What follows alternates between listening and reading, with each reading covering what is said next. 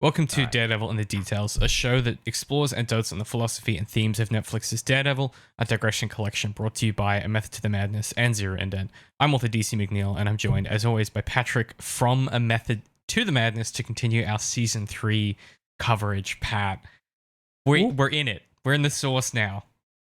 Yeah, we are really into the source. Like, the show is getting weird, and I like it. Weird is right. My overwhelming takeaway. So we're talking about episodes 5 and 6 of season 3, which is episodes 31 and 32 of Daredevil. These are probably the weirdest episodes we've watched so far. I want to say. I'd say so. It's just like I was trying to think about this last night as I was sort of trying to organize my thoughts. I don't know that we've had two episodes that are like so different almost to each other. Like one of them is like this kind of introspective, almost like for about 15 minutes, this like art house thing, and the next one is just like purely in this espionage thriller kind of espionage thriller meets Zero Dark 30 type energy. Yeah, the genres are competing here. However, I think the themes of these two episodes line up very well, actually. Okay, interesting. Yeah. I'm interested to hear more about that. I will say they're both about like psychological needs versus what psychological realities. Huh. Okay, I'm interested to get into that because I want to hear you talk more about that. This might be the rare occasion where I might have less to say than you do about these episodes, only because I think a lot of the Dex stuff. Actually, no, that's not true at all. Now that I've said that out loud, I think a lot of the Dex stuff is where I'm going to have stuff to say. But also, Karen has a really particularly interesting role in these episodes, and like if you talk about reality as like one of the things that this is thinking about, right? You said the psychology, the psychological need versus psychological reality. The other thing that's happening here is like the underlying reality of what's possible fundamentally changes in the second episode. These structures that have been in place that seem immutable and unmovable suddenly like evaporate in a second. All of the we kind of said if previously Fisk was in this position where he was trying to find a tool that he's able to wield to get himself out of the situation, what we end up finding in these two episodes is the development of a tool that isn't just going to get him out of these situations, but is able to like change the fundamental nature of Hell's Kitchen in the same way that in the previous season that was sort of that was done through the vector of the hand and through the vector of the comic book, fantasy story. This to me is sort of through the espionage spy thriller. That's where we're going to see the change happen here. Mm-hmm. Yeah, right. I'm keen to get our teeth sunk in. So we'll start by talking about episode 5, The Perfect Game. This was written by Tonya Kong and directed by Julian Holmes. Could we please hear the summary, Pat? All right. Fisk learns that Murdoch survived the plot to drown him in the cab. Fisk reveals Matt as his fixer to the FBI, hoping to frame him for everything that Fisk's actual fixers, like Wesley, have done. Nadeem questions Karen and Foggy about Matt, but gets nowhere. Fisk reviews transcripts of Dex's childhood therapy, learning of Dex's difficult childhood, a psychopath who killed his baseball coach at the home for children. While sitting at the hotel bar, Dex is surprised to find Julie working as a server.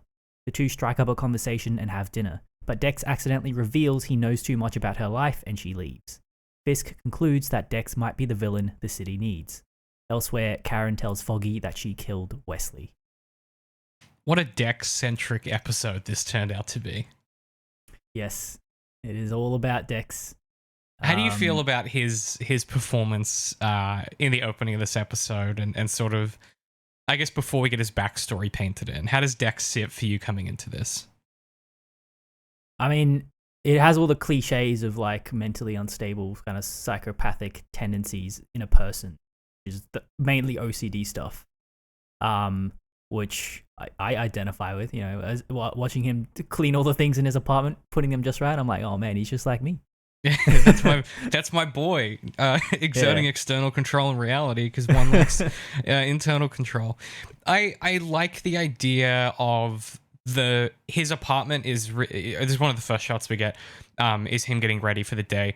His apartment is really stale, right? There's no sort of character to it. It's white, white furniture, clean surfaces, things of that nature. And there's one. And then he's got his gun safe, which has throwing stars in it and shit. Like he just has an array of things in there that are kind of crazy. And the one personal detail in the apartment, everything else is in this. It seems like his entire personality is locked in that safe, right? Which amounts to the guns.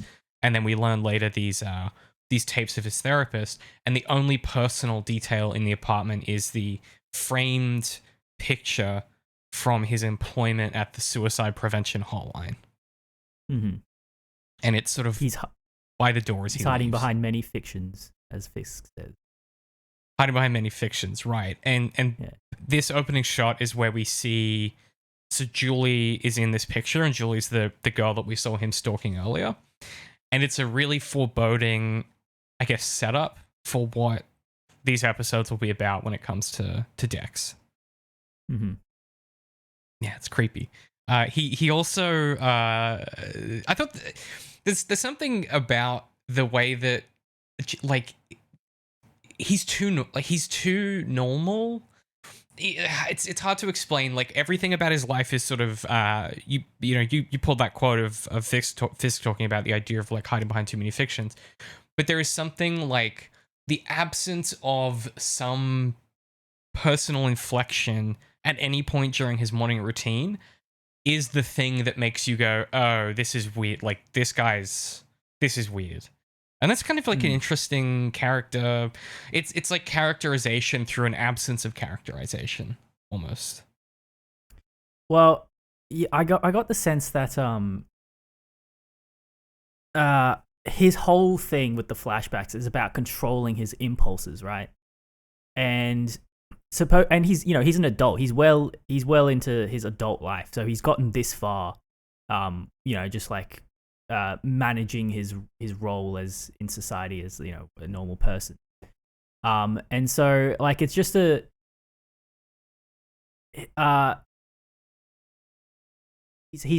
he's successfully managed the task exactly how he's meant to, and he's had a lot of years to practice it, and I feel like it's just everything that he everything that an adult person is supposed to do and have is emulated perfectly by Dex. Right, he's got the practice of being an adult down to a fine art. Yeah, is essentially what I'm trying to say. Which isn't the same thing as being an adult, right? Yeah.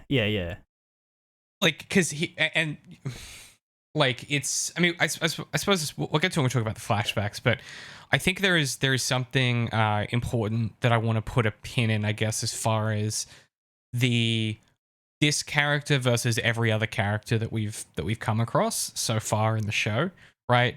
If you think about our kind of big key players, we talk about Karen and Matt as being the most kind of disassemblable characters in the story, where the more that you kind of pick apart their personalities, the more layers there are, right? Dex doesn't have any layers, right? He is sort of he is a fiction of a human being, right? But he is someone who has practiced being a person. And that's what's going to make him an interesting kind of juxtaposition for someone like Fisk. And I think it's kind of why Fisk is able to get his hooks into this guy, is because Fisk, in some sense, is always hiding behind this veneer of control and of outward projection of always having everyone's number at every single turn of every single moment. And in some way, that outward projection from Fisk kind of resonates with the outward projection of Dex, even though I think Fisk is maybe being fictitious when he kind of presents his appeal to Dex later on. But I think really, yeah, I have a different take. I think the external uh, external appearance that Fisk gives off, in terms of his I don't know, his mental fortitude and his like confidence in himself. I think that is all sincere, and I think he's not living behind fiction. I think that's what Dex sees, kind of orally, like AURA, orally. Like he just like, for example, like Fisk. I think this is in the next episode, but one of the first things that Fisk negotiates in his deal after getting moved to the presidential hotel is furniture and suits. Luxury is something as essential to him as anything else, and that is like that speaks to the true nature of his character, and I think that is sort of emblematic of what I was talking about, how he doesn't hide behind fictions, and I think that is what draws Dex to him. That I agree with. I suppose my point is that I think the way that Fisk's actual appeal to him and the way that he radicalizes Dex, I think, is built on a fiction that Fisk knows Dex wants to hear. Well, we'll get to it when we get to it, because I want to build that up through the flashbacks. But I think there's something to unpack there about the veracity of Fisk's claim, and I'm interested for us to kind of, as we get to it, decide where we land on it. Because that was my instinct, but I might change my mind as we talk through it and sort of see where we end up. Now, the next kind of revelation we get is we cut to Fisk, and he realizes that Matt didn't die in this cab incident, because of course he didn't. It's the fifth episode of your season of TV. And I think that cliffhanger was dumb. And then they're sort of watching the footage from the prison. Now, do you get the impression here that this is Fisk realizing Matt is Daredevil, or just that Matt is capable of something else? Like, in your head, in this moment, has Fisk made that conclusion, or is it still a question for him? No, I took it as he has concluded that Matt is Daredevil, just because he sent Donovan to check if Matt was really blind. Yeah. Right. And I think that's true, because this also gives him the idea. This gives him the idea to make a new villain for the city, which is Daredevil, and then pin everything else on Matt Murdock. So he's trying to take down the previous Daredevil so he can build his new one. Yeah, and you don't have to maneuver the lives of two people because they're the same person. Yes, exactly. It's just like efficient. Yeah. Yeah. God, it's good business. It's just good business, Pat. I rewatched the Pirates of the Caribbean movies recently, so I have Lord Cutler Beckett in my brain going, it's just good business. What a great character. Those films are interesting. The first three are really good, sort of. Well, the third one, there's an interesting discussion to be had on Method to the Madness about those films, let me tell you. Fisk basically tells Nadeem, hey, I have someone on my payroll that does all my cover-ups, and it's Matt Murdock. Anytime I had to lie or bribe or do anything, it was this guy. And so Nadeem, being the absolute schmuck he always is, goes, yep, cool, I'll chase down this lead for sure. Yeah, I mean, does he have any reason to not believe him? I mean, that's the thing, right? Fisk has engendered a bit of trust with his first move with the Albanians, and Nadeem is desperate for more leads. So, does he use this to leverage the luxuries? Am I remembering that right? But he does. Does he do it in such a way that he doesn't he doesn't demand it? He just sort of. He goes like, I'll keep cooperating anyway. Is that what he does? Yeah. Basically, he's like, and I'll trust that the FBI honors our deal. That's so scummy. And because he's completely like manipulating Nadeem because he knows how desperate Nadeem is. I think what's also interesting here is that Nadeem still hasn't had his promotion, right? So Nadeem is still in for Nadeem, this is still the thread. He cannot let go of this potential opportunity to lift his life and put it back together. He's still scrambling, desperately trying to claw onto this thing, and he does still, I think, throughout these episodes, he does still have that cornered rat energy that we talked a little bit about. Mm-hmm. He hasn't seen his family in like an episode. No, and last time he did, his wife was like, our kid is freaking out, you know, your pride's all, you know, he just can't catch a break. It's rough. Then we get Karen. What I quite like, we talked about this before. So the FBI go to Matt's apartment. They find his suit from, you know, his wetsuit. Not his wetsuit as in for diving, but his damp dress suit from escaping the cab. Could you imagine? The Daredevil suit is actually a wetsuit. Cut back to the flashback of the cab landing in the water. Matt Murdock says out loud, "Thank goodness I remembered to wear my wetsuit under my suit today." And I brought my scuba gear. Like I always do to prisons. So, yeah, they breach the apartment. While this is happening, Karen tracks down Fisk's actual fixer, Felix Manning. And this is immediately a mistake. So the way that this kind of breaks bad for her is she tracks down Felix Manning. He's sort of this very well put together British man. And she doesn't threaten him, but she's like, I know that you work for Fisk. I know everything you've done. Do you want to go on the record? Because to be honest, I'll go on the record regard. Like, I'll just say that you said shit anyway. And he brings up Karen's brother. And then as he's, you know, to kind of threaten her, and it really does rattle her. And then his iconic line that he says as he walks away, his closer is, "Off the books, Miss Page. I don't fix problems. I make them disappear." I forgot about that line. That is good. Absolute banger dialogue. Just killing it. And yeah, so Karen does what she always does. She overplays a moment to try and... I think she's feeling herself a little bit confidence-wise because last episode she sort of managed to get Ellison back on side. She feels like she has a bit of a grip on this thing again. And this is that overconfidence coming back. And her... You know, this one Achilles heel that she has, this one thorn in her side that all of these criminal elements know to press. They know where that wound is, and she just cannot get away from this wound. And in some ways, perhaps because she hasn't sutured it properly, right? We talk a lot in narrative theory about, you know, the want, the need, the lie, and the ghost, right? For Karen, this is the ghost. So this is where the you know, her brother's death is the ghost that haunts her, that creates the false want. And I think in some ways, I get it because of where this is going. It is getting to the point where I'm like, okay, if someone else brings it up, like, it's maybe one too many reminders. This is like the fourth one in as many episodes. That's a good point, actually. I've become a bit numb to it, but yeah, it is really hammering it in.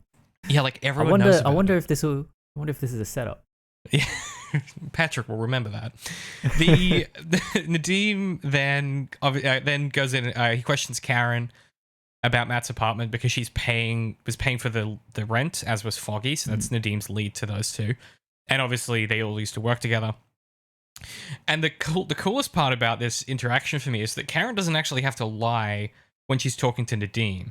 Because Nadeem isn't asking about Daredevil. Nadeem is asking whether they worked for Fisk. And she goes, yeah, once. And we didn't even know it was Fisk. Which is true from her perspective because she doesn't know that Matt knew that it was for Fisk and that Matt took the case so that he could get closer to Fisk's client as he was trying to track down the Kingpin in season 1. Mm-hmm. It's this real, like, web of lies that Karen is unaware of. Yeah. But if only she didn't look so constantly harried, she might answer those questions with a bit of convincing, a bit more conviction demeanor. Yeah, a bit of conviction. Yeah. I mean, I don't think she can look less harried. Yeah. It only goes more. The scale goes in one direction, and it's more harried. I do like this conversation though because They're both. It's like tension over the same motivation, essentially. Right. You know, they're both. Well, I guess they're not both trying to catch Fisk, but they are both trying to unravel this conspiracy where Fisk is at the center of. And they both have they're both coming at it from different angles. And so Nadeem gives his pile of evidence, and then Karen gives her pile of evidence about like Red Line National Bank. You know. That's right. Yeah. Yeah, and it's just like this. It's just like a kind of conflict of misunderstanding, which is always kind of fun and interesting for dramatic irony and whatnot. That gets spiked into Karen shutting down when he asks about Wesley, right? That's the moment where she sort of, it goes from what you're saying, which is that kind of exchange of like they're trying to pitch each other's truth, right? But the second that Wesley comes up, she basically shuts down entirely and then shuts Nadeem down. Yeah. Because she knows that that thread, if tugged on, will reveal that she killed him. And so that, Karen's bad day just gets worse, right? Mm-hmm. Someone's like, the guy who she knows is Fisk's fixer, who does similar stuff to Wesley. It brings up the fact that her brother died and everyone blames her. And then the same day, the one guy who maybe she might have an ally in the FBI accidentally mentions the guy that she also killed. It's like, Karen, double plus harried, plus one to harried, you know? This is also, this is a long time for this payoff about this plotline of James Wesley's murder. It's a long time. It's been over a season. I'm so glad they brought it back. It really, it's one of those like, I think in other shows, I mean, I've said this before about sort of long form prestige TV. One of the great things that Mad Men does is an entire season will be constructed around one big central conflict for the ad agency that usually somehow involves the interior psychology of a bunch of main characters. Often it will get partially resolved, and then we start the next season and everyone is not talking about that thing anymore. They've all completely moved on to other problems and other concerns. Between seasons, Don will go, he'll end one season having finally found a relationship that makes him fulfilled and feel like he's complete. And then you cut to the next season and he's cheating again and fobbing off his family and stuff like that. And I think what is kind of interesting about this show is it does the same thing and then finds ways to kind of reach out and find threads to pull back in, to overcomplicate and progressively make messier the new conflict. Every sort of new season's conflict is conflated and complicated by things that happened before, even if they're not directly related, because it's the same people. Yes. The show is very concerned with like events and material reality and stuff like that, I've noticed.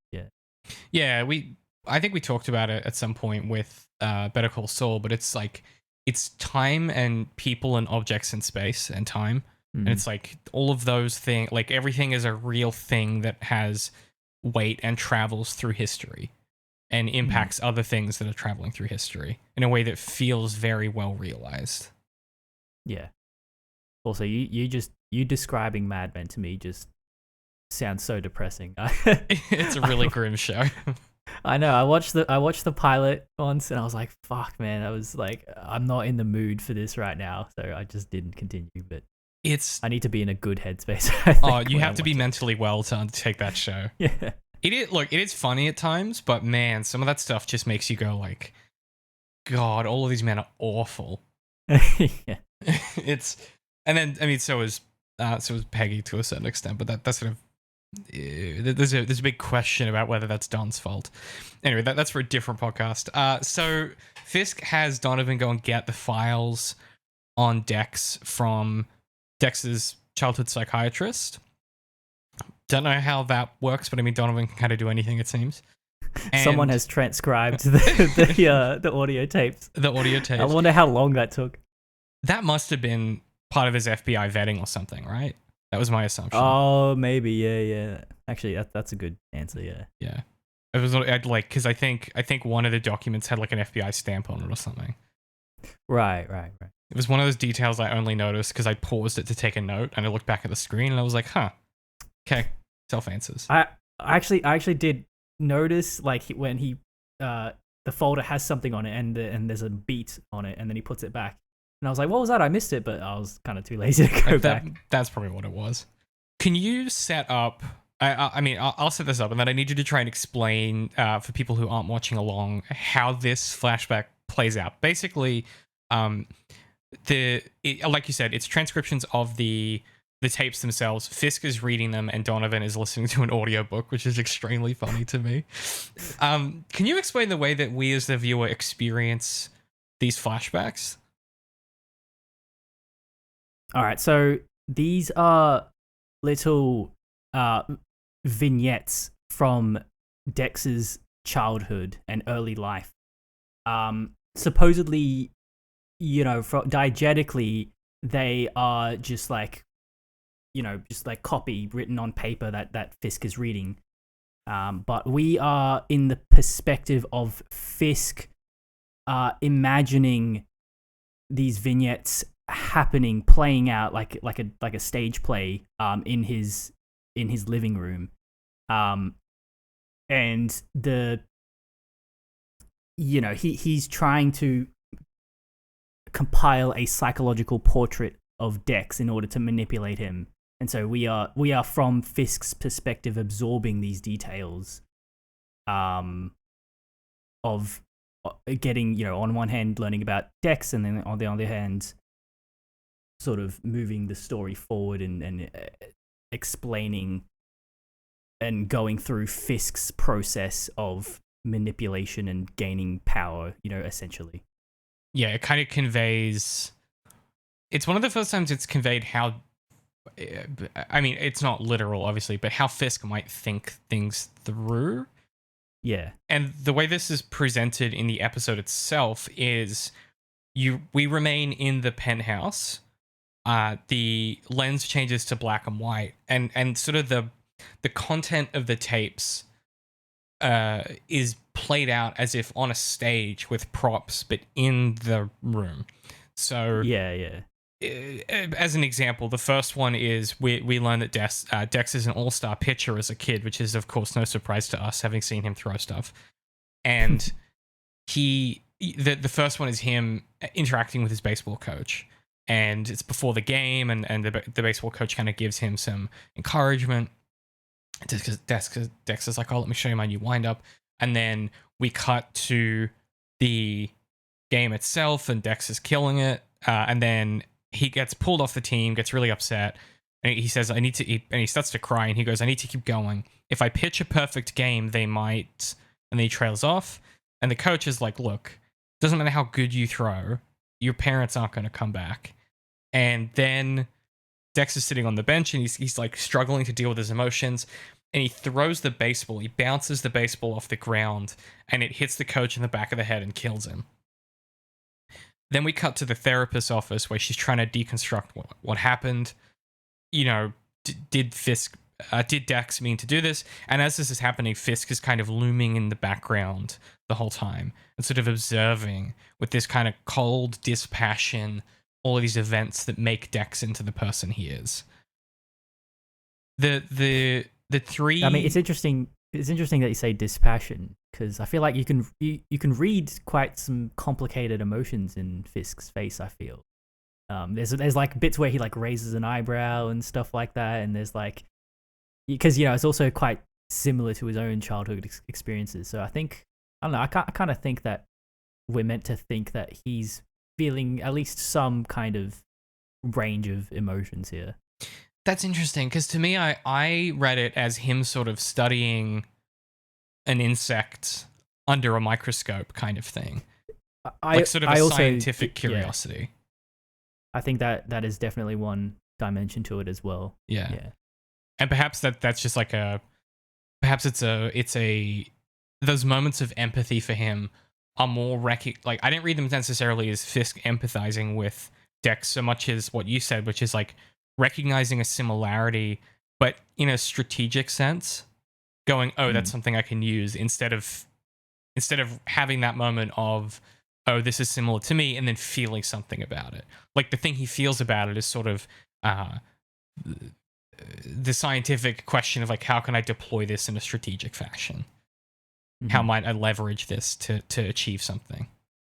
Mm-hmm. So the beats that we get are, so it's the baseball where he kills the coach, then it's the initial conversation with the therapist about the incident, I suppose. Then we get like a very, very small interstitial scene where they just sort of have like a conversation about Dex he's getting a bit older, like he's in high school or something, and she gives him some advice, and then we get the therapist clearly dying of something.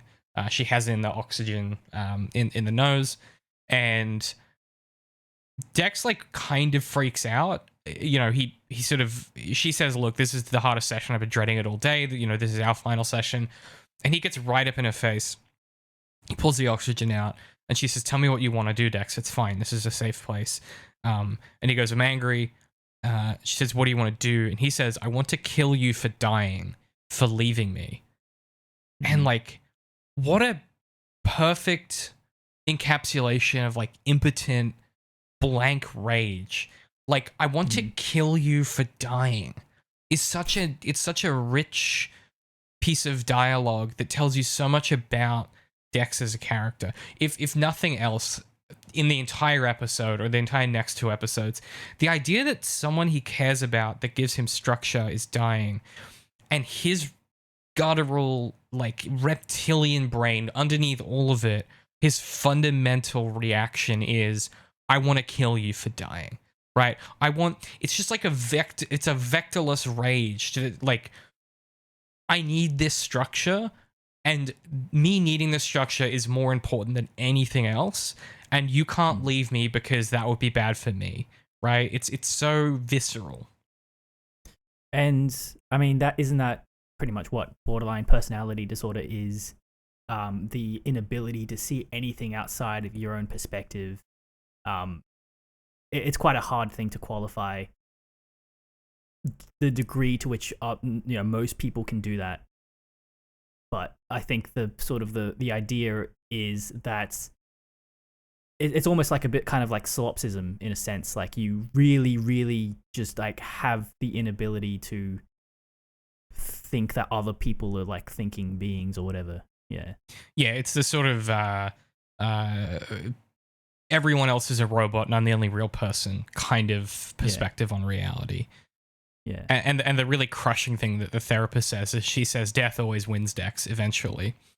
And the instruction that she gives him, because he's freaking out, he's like, what am I going to do? And she goes, you're going to get a job with structure, and you're going to find someone else that is going to, like, your internal compass isn't broken, Dex. You just need to find a new North Star. It functions better when you have a North Star. And the first thing that happens when Dex becomes an adult is he gets the job at the suicide prevention hotline. It's presumably his very early 20s when he gets this job. He's sort of closer to Nadeem's age by the time the story takes place, so perhaps sort of early 30s.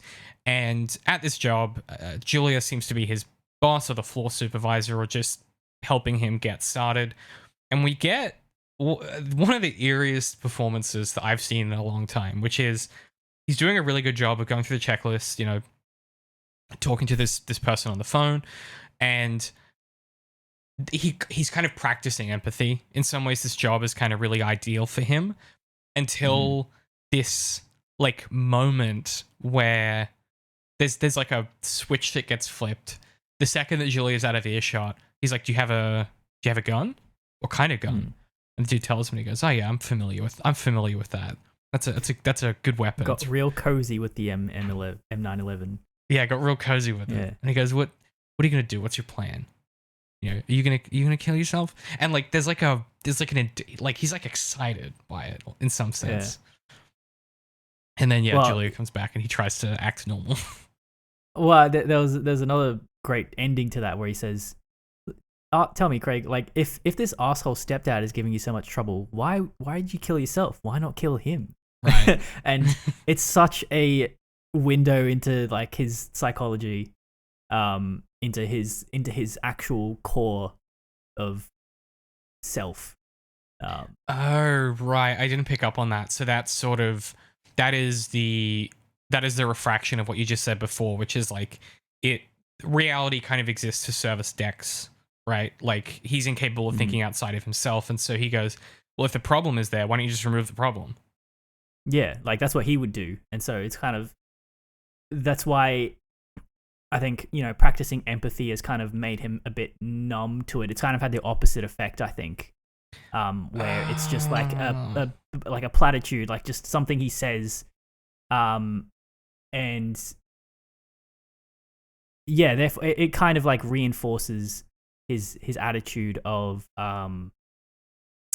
just like my like why wouldn't you just do what I do, like which is the logical thing, which is just to kill your stepdad, something like that. Yeah, it's sort of he has a very flat perspective on reality where every problem looks like a nail, and he always has if there's a nail, you go and find a hammer, and like yeah, that's right. It's a very simplistic view of the world, which is that lines up with Fisk's story as well. If you have a problem, get a hammer. Oh my god! Oh my, I didn't even realize that. Oh, this TV show's good. Okay, then we get the little art house moment. I mean, all of this is kind of a little bit art housey, but it's Fisk standing in the middle of an orbiting camera, and on either side is Julie and Dex eating pizza, looking in the same direction. Right. This is great, yeah. It's a great moment because it's fit without anything being said. It's Fisk connecting all of these dots and figuring out how Dex got here. The TV show doesn't have to sit down and go, "Hey, Fisk has realized that the new North Star is Julie, and that's the weak point in Dex's armor. If you can just find a way to make this go away, he's vulnerable." Show doesn't have to tell you that. It just shows you and lets you sit in the kind of disgusting self-satisfaction that kind of wafts across Fisk's face in this moment. Just this look of like pure avarice, like just kind of like a greed of he's pleased with how successful and devious his own thinking is in this moment, and it's so simple on Vincent D'Onofrio's face. It's like a simple look of grim, gross satisfaction. I I really liked rewatching this sequence. There's something about how to do heavily symbolic, or like how to convey really symbolic ideas, like make them visually abstract. And so like on a rewatch, I think you get something to really keep you engaged as the pieces become very much sharper. They're, I don't know how to describe this. Something about symbolism becomes much more potent when you have fuzzy pieces that become sharper the more you watch it. I'm not too sure what I'm trying to say, but it's right. It was really engaging for me this time, and like you just sort of feel all the choice of the portraits of Dex's life, which they show, all have this have like a through line about them that connects them all in a not so obvious way, and that if you just are in the mood, if you are just sort of absorbing all this, I feel like at the end you do really understand and have a sense of the revelations that Fisk is coming to, and also the psychological state of Dex. And it does a lot of things on top of that on a very visually interesting way. Yeah, you can also, each time that you pass this, you can be looking for different things and finding different things that connect them all. Right, I think that's what really good symbolism does, and one can argue to what extent this is intentional, and to what extent it's a product of the natural ways of not making subtext into text and just letting it be subtext. But you can watch this through, and if you're preoccupied by the question of, what happens to Julie, like what part does she play, there is subtext to be gleaned here and questions to be raised that you can start to work through, which is like, okay, why does Julie work at the bar now instead of at the suicide prevention hotline? Why did Dex leave that job? What is it about her that he still needs to be connected to? You can start to answer those questions as you pass this through. And then on the other hand, you can watch it thinking about questions, like you said at the start, of Fisk's childhood and ways in which is he empathizing here, or is this purely a strategic maneuver? And like each time you pass it, you can kind of you can put different things into the viewfinder, and the heat map as you go through it of where that viewfinder is going to find blips is going to be different each time depending on what it is that you're looking for. And that to me is where subtext, I think it gets misunderstood a lot, particularly because subtext so often in contemporary media, particularly in your kind of franchise mode, subtext is almost always revelatory, especially in the superhero space, where what I mean by revelatory subtext is the idea that if you only knew that this character was Luke's father, if only you knew that Snape killed Dumbledore, whatever it is, it changes the story fundamentally at a plot level. It doesn't actually change like the internal psychology of a character. And so you can have, there's lots of different types of subtext, but I think people often are only familiar with revelatory subtext, and so they often omit questions of, okay, what might I learn about the ways in which this character is thinking through a decision they're making? What might I confer on a decision they've made based on this thing that happens later, or based on this thing that happens before? Or, like those are where subtext, I think, becomes a lot more interesting to me. And at a purely disciplinary level, I find that far more engaging than revelatory subtext. And this kind of maneuver, at this point in the season, especially if you think about the stuff that's in the episodes around this, the ways in which Karen is being harried by this question of her brother's death while Fisk has come back, the ways in which Matt is trying to reclaim some aspect of whatever identity it is that he has left over in the wake of Elektra's death, Foggy trying to like find a way for his adult life to finally make sense. All of these things you can start to lay on top of the introduction of Dex and the inclusion of Fisk here. And that's where, for example, if we're talking about something like Mad Men, that's also where something like Mad Men is going to thrive from a rewatch perspective, from a study perspective. And this scenes like this are why I wanted to do this show, because you don't get scenes like this without an absolute confidence and control of discipline. You have to go, okay, people are not going to get all of this. Some people are going to watch this and not understand fully what is happening. And that ability to let some viewers... the simplest way to explain this is, in a really good computer RPG, a computer role-playing game, think about everything in the Baldur's Gate lineage, things like Disco Elysium of that nature, Pentiment. One of the best things you can do is have content that some players will miss.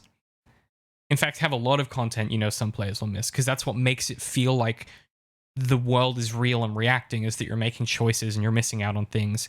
In the same way that reality is a series of choices that you're sort of hedging, hoping for the best outcomes. It's like, should I stay in with the person I'm dating, or should I go out to the bar with my friends? The most simplistic version of this, right? Those are questions of opportunity cost. And putting something like this in your show is the opportunity cost that people are going to miss it, creates the opportunity for people to come back to it and gain new things. And that is where that's where subtext turns from revelatory into all of the other different types, is those moments where you're willing to let things hang and let people miss it, because that's when you come back and you go, oh, actually, I think the reason that Jesse did that was da-da-da-da, or oh man, what if Walt was thinking da-da-da, and that's what made him choose that. I've noticed, not all the time, but a lot of the time when you are watching something really layered, on a first watch, it could seem a bit inane, like as if it's just like not important, kind of as if it's like some sort of amateur writing, you know, they're just trying to fill in time or something. And I feel like something about the presentation of this show, it's a bit amateurish. And I feel like it may give off that vibe to people watching it the first time, and so they might not be as attentive or might not ascribe much meaning to these flashbacks. But yeah, but why I'm so impressed with it is because again, this is like my 4th or 5th time watching this, and I like there was I feel like there was meaning going on constantly during these flashbacks. There was some sort of layer that I could see now with the knowledge of everything else. And Right. I'm just really impressed. Yeah, I feel that way about a character like Nadeem, who the first time I watched this season, when it first came out, I was like I don't. This I was like, this guy feels like a character from a different TV show. Like, I don't really think, I don't know what all this is. And then coming back to it now, like, he's one of the most interesting parts of this season to me already. Like, the fact that he is from he's from NCIS, basically. He's a character from a different show, right? And that, and what that ends up doing to the show is really interesting and compelling and creates new opportunities for meaning. And, like, you don't get that without what you just said, which is, like, some stuff is very legible and then other stuff isn't. And that can give you that, like you said, kind of the amateurish is perhaps the right word. It's probably a more accurate one, but yeah, it's that vibe where you're like, I don't know, why did they do that? And you come back to it and you're like, oh, here is why I think they did that. Yes, yeah, exactly. Yeah, that is a really good comparison. I think he's just like a character pulled from like a TV crime drama or like just the serial That's part of what I said about this being more sort of like an espionage kind of thriller, right? Is like the FBI is involved. Like, what? We haven't like that's a different level of governance that we just haven't had in this story so far. Yeah. Like it's just like, local police. I feel like there's this assumption that like if you're writing superhero fiction, it's because you don't really want to get into the bureaucracy of actual institutions, like complicated bureaucracy and stuff. You know, that's like almost the opposite spirit of what vigilantes and superheroes are, right? Like, yeah. And this is like, no. What about the inner working cogs of how capitalism inflects the ways in which you're able to achieve promotions based on your credit score? Yeah, right. Like, it's kind of great. So Fisk's conclusion here is, Donovan's like, what did you find? And Fisk says, the city needs a new villain, and I think I might have found him. Which is a great line. Yes. I don't have a good Vincent D'Onofrio, but imagine that with gravitas. I forgot that was his line, yeah. Yeah. All right, kiddo. Pack it in. Let's give that Andor's arrest. You're pulling me? I'm gonna let Cannon finish it out. But no one's gotten a hit off me. I know. You're killing it out here. No question. But I gotta give the other kids some field time. You can't do this. It's not fair. You gotta let me keep going. Keep it together, okay? Take a few deep breaths. Big gulps of air. I need to keep going. If I pitch a perfect game, then they might.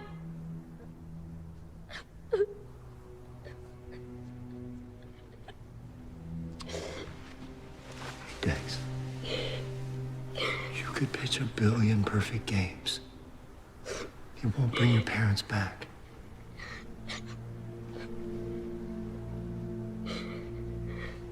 Okay. Hit the pine. Grab a popsicle. Talk later.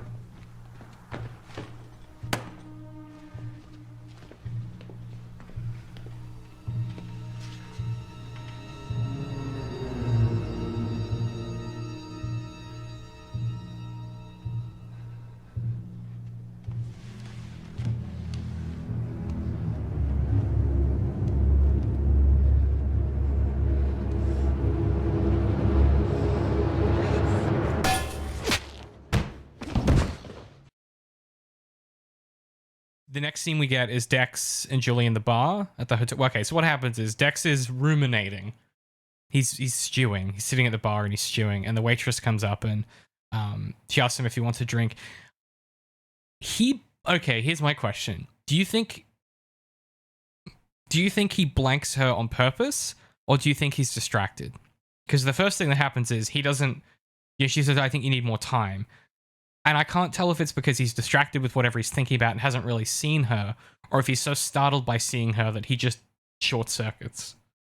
The latter. I think it's such a shock, especially because, I mean, you know, it's pretty apparent that she's on his mind a lot of the time.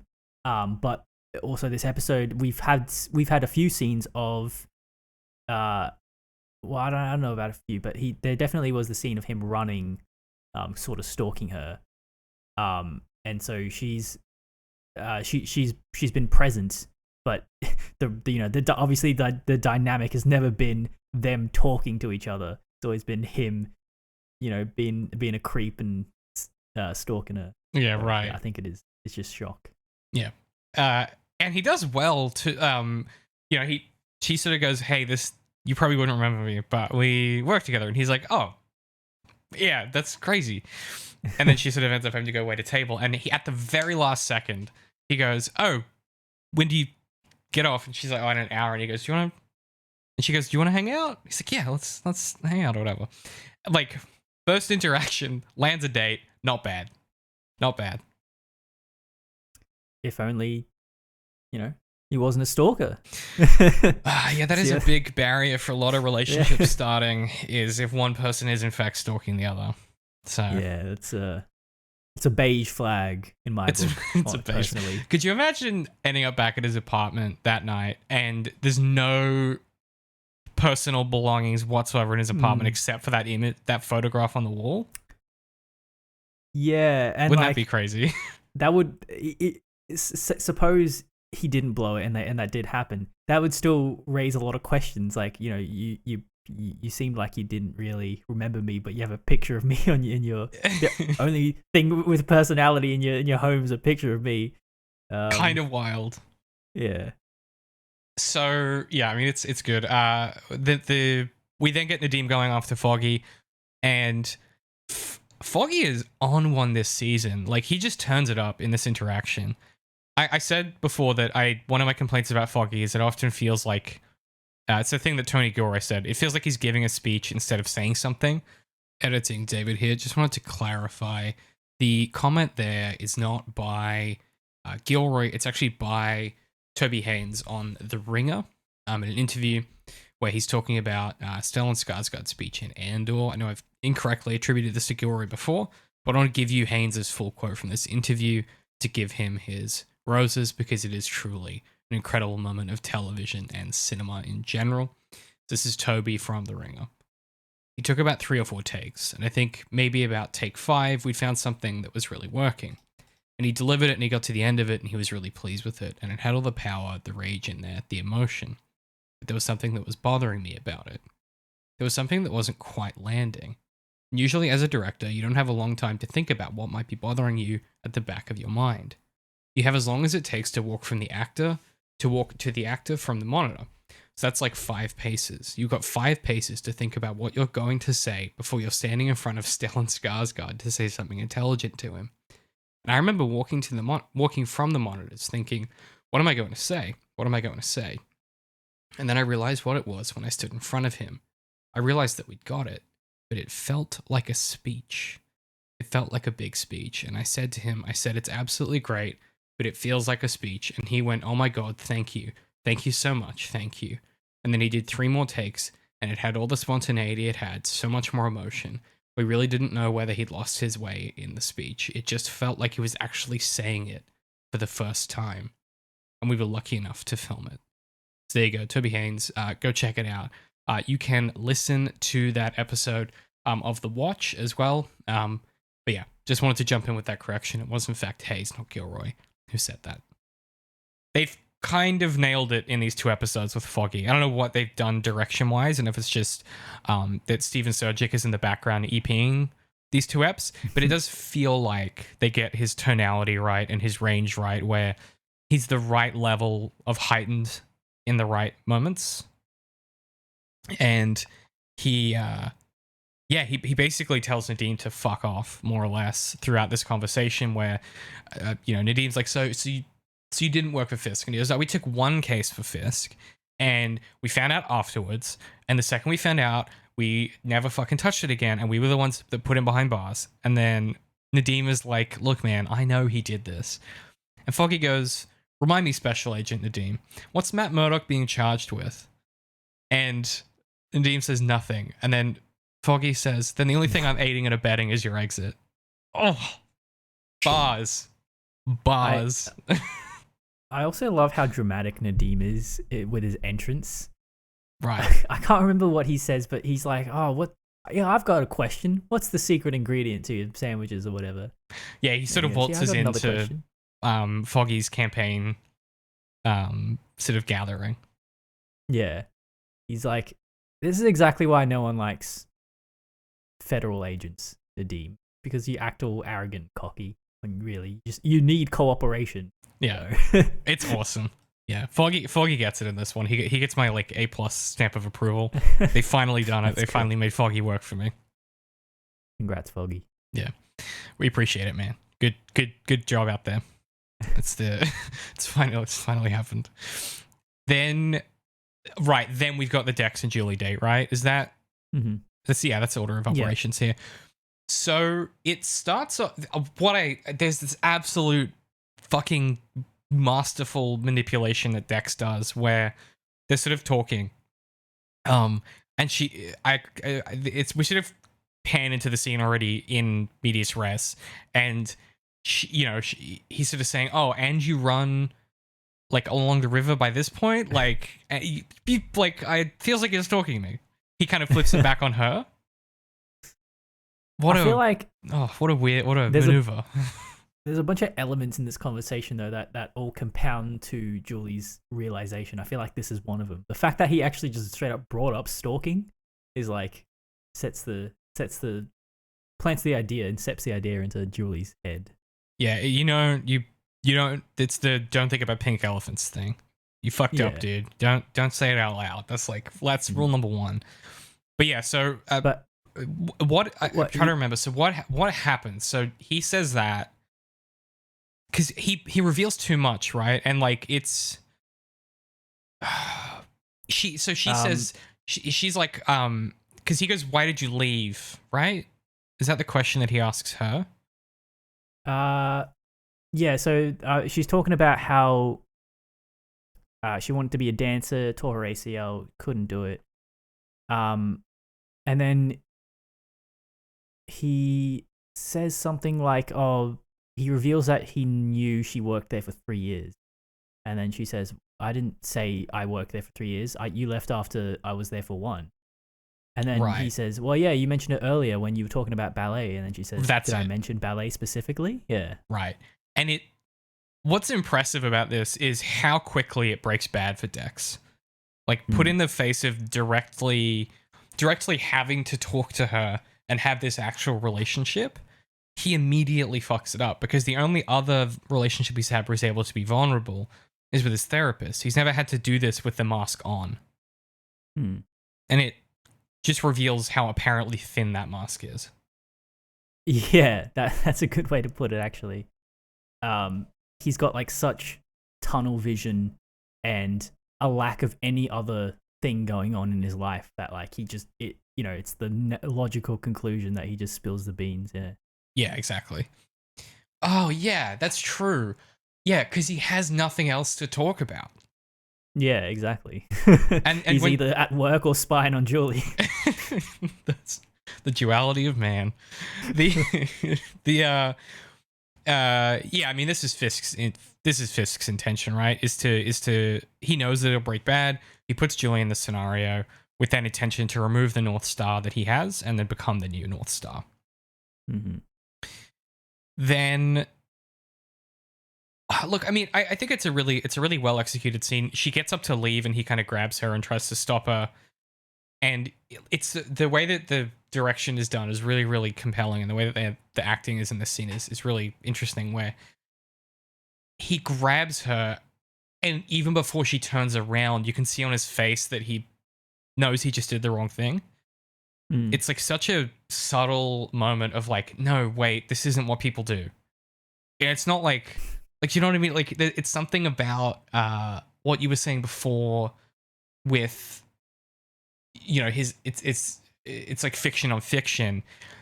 It's not a genuine reaction to potentially upsetting her. It's like he remembers as he's doing it that this isn't how normal people behave. Which, because when he was with his therapist, he was able to be mask off. I don't. There's some connective thread there for me. Also, it's quite interesting that he says, "No, Julie, you're misreading this." I wonder if that's just another thing he thinks he should say, because she's reading it completely clearly. Well, that's like when she says, you know, I tore my ACL or whatever, and he goes, "Oh, that must be hard." Like, it's all just these like you said, it's these platitudes that have numbed him to reality. Yeah.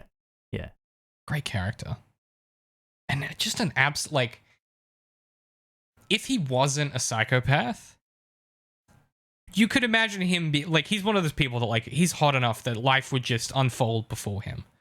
You know, one of those like dudes that would just end up in a position of great power just because he's incredibly attractive. Like, and happens to be a psychopath, and happens to be. There's a question for me about Dex's quote unquote powers. They're not powers. He's just really good at aim. In the comic books, he has perfect aim or whatever.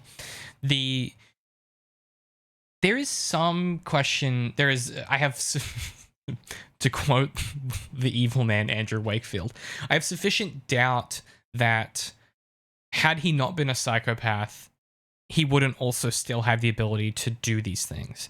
I think, and I'm interested to talk about it next episode, where, like, is him being a psychopath and making this mistake and thinking that if he can pitch a perfect game, is that the origin story for why he has perfect aim, because he practiced pitching so much?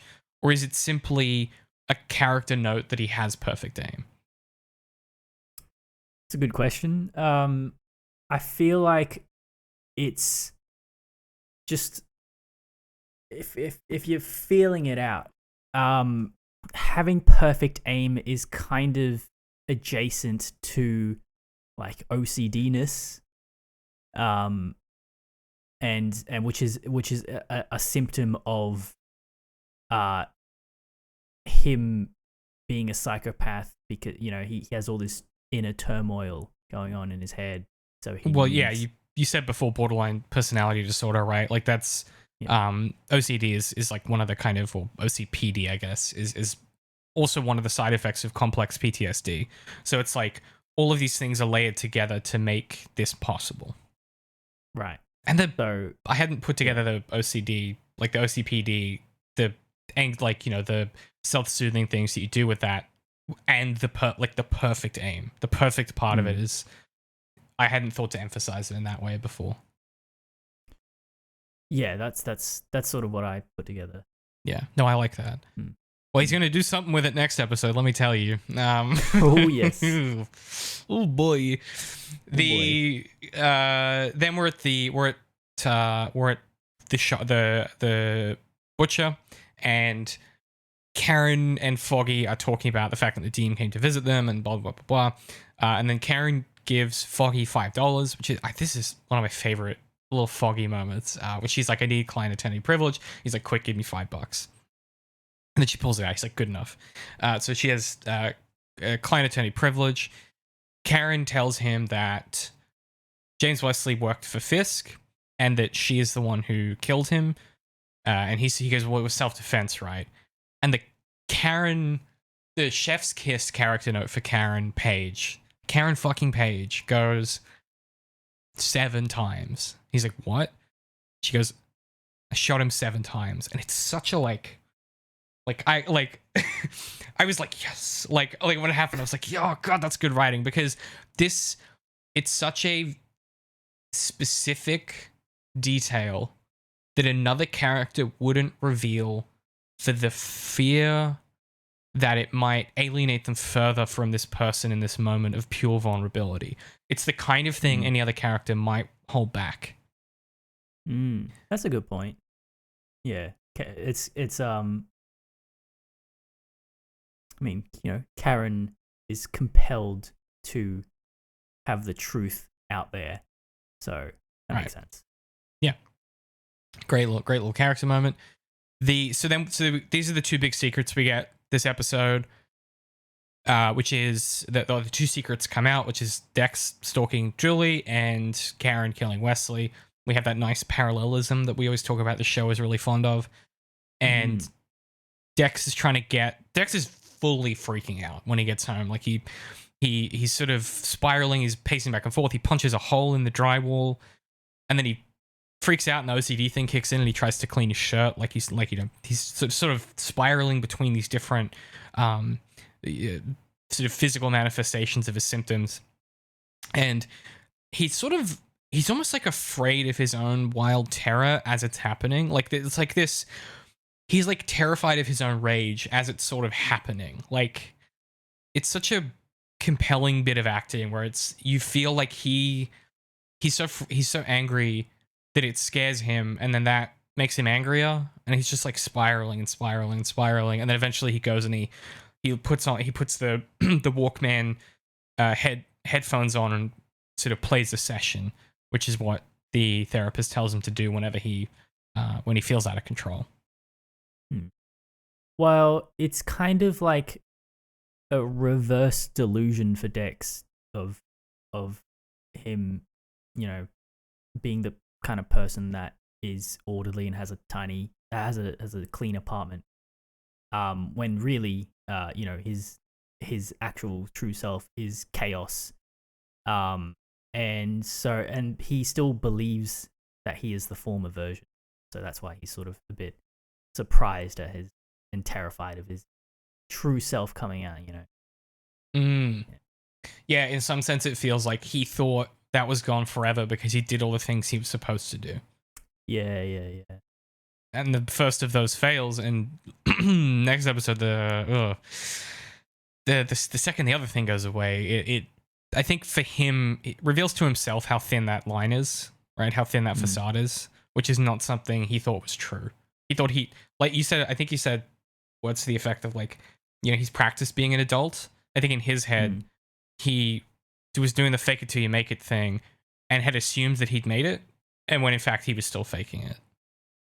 Yeah, like, you know, he at the beginning of the episode, that sequence of him leaving home, he's so confident in that sequence. It kind of gives you the impression that he thinks, he has overcome his past. Right. And yeah. Turns out he has not. No, it turns out this is a story. We do get a tag, which I felt was a little unnecessary, but whatever. The tag that we get is basically Matt goes back to his apartment. It's tag from the cliffhanger of the previous episode. I have notes about this. I would have changed. Right. Anyway, it's just one of those, like, at a purely taste level, not my thing. But so Matt goes back to his apartment. He's half dead. He gets out. The one thing it does do is a clever reversal of your assumption of what happened, which is like, in your head, you're like, oh, Matt's long gone. And it turns out that no, he got out like the second before they arrived. That bit is like a nice detail, but yeah, he gets out the second that Demon Co breached the apartment, and he obviously is listening in from the rooftop to what's happening, which will give him some impetus. Yeah, for gonna find Karen and Foggy, presumably. But yeah, now he truly is a fugitive. Now he truly is a man on the lam. Which, you know, again, classic espionage stuff. 10 out of 10. No notes there. Do you have anything else on this episode? Nope.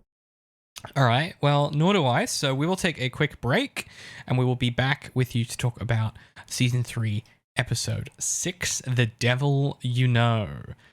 Which we're going to see the return of Steven Surgic in the director's chair, which is always a welcome thing to happen when we have an action sequence. And boy, howdy, do we have an action sequence next episode. Yes, So sir. look forward to that. We will be right back. If you enjoy what we do, the best way to support us is to head to UnderInk.Press and grab a t-shirt. We have the Daredevil in the Details branded pocket tee. We've got some Maynard Treek shirts that have got kind of different phrases from each book that are really cool. You can head to UnderInk.Press, grab a t-shirt. It helps support what we do. You get some cool fashion threads, and these are sustainable heavyweight fabric. They're designed to last 10, 20 years. This is a t-shirt that you're going to buy and you're going to be able to wear for a very long time. You can head to UnderInk.Press to help support us. Otherwise, consider giving us a rating or a review on your podcast catcher or platform of choice. Thanks so much. Oh, okay. There we go. Classic. Fucking Discord, Thanks, man. Discord. All right. Okay, let's talk about episode 6, The Devil You Know, written by Dylan Gallagher and directed by Steven Surgic, who continues to kind of be Daredevil's sort of, every time they do a big fight episode, they get in Steven, who obviously was kind of involved in season 1 and 2. We'll start to, what's interesting, we'll start to fade from the picture over the next few episodes. Yeah, I'm looking at the list of the cast, or like the crew, and he's not in it. Yeah, it's his last time he touches it, which is super interesting. And it's sort of a bit of that, what we were talking about last time about sort of the homogeny of the Marvel kind of machine in this moment, where they sort of start to push him off onto other projects. He's too good. They promoted him. Yeah, that's when you're like too good of a subject matter expert that you end up being a manager instead of doing the thing that you're good at. So, Pat, let's hear the summary then. Karen wakes up hungover. The previous evening, she and Foggy talk, and after knocking back half a bottle of Jameson, Karen presses Foggy, who tells her she did nothing wrong. Spiraling from Julie's rejection, Dex storms into the penthouse, tries to convince Fisk the stunt with Julie did not work. Fisk explains how he killed his own father and how they are the same. Karen tracks down Jasper Evans, and with the help of Matt, brings him in for questioning at the Bulletin. Foggy arranges for the FBI to meet at the Bulletin to hear Jasper's testimonial. Before Jasper can exonerate Matt, Dex appears in Daredevil's armor and slays the staff of the paper. Matt puts up a decent fight but is overwhelmed and almost killed. Dex kills Ellison and Jasper in a harrowing assault. As the FBI arrive, Nadeem takes the bait, convinced this is the bloody work of Daredevil. Oh, this episode goes so hard in the paint. This is such a great so episode. The build up to the conclusion and then the actual conclusion, it's so juicy. I So did not good. expect this reveal in the Bulletin, the first hint that you get of the armor. This hit me in a big way the first time I saw this. Like I was not expecting it. It's such a compelling twist on what to do with Poindexter. Yeah. I just Yeah. wouldn't have thought to do this. As like a writing maneuver, I would not have thought to do this. It's so creative and inventive. It's also so restrained as well, because I feel like in another show, they would have wanted to give Dex unique costumes. Instead, Yeah. they opt to do what's right for the story and put him in the exact same costume as Daredevil, and Right. have this, it's very symbolic duel. Yeah, if this was Star Wars, there would be a new thing so they could sell a new toy. Yeah, exactly. Yeah, That's such a good point. I hadn't thought of that. God, I love this which show. is what they've done in the new Daredevil show. He has his own like kind of blue suit now. But yeah. Anyway. Well, so okay, let's talk about a few things. That look, there's a lot to unpack here because there's a lot. I mean, there's a lot of plotty stuff that happens, but there's a lot of little character notes too. I was drinking Jameson last night, so I'm there with Karen on the hangover thing. I get it. I got my coffee. I'm good to go. Matt sneaks into Karen's apartment as she's sort of waking up, just clearly having a rough morning. He's sort of dressed up in his new costume, as it were.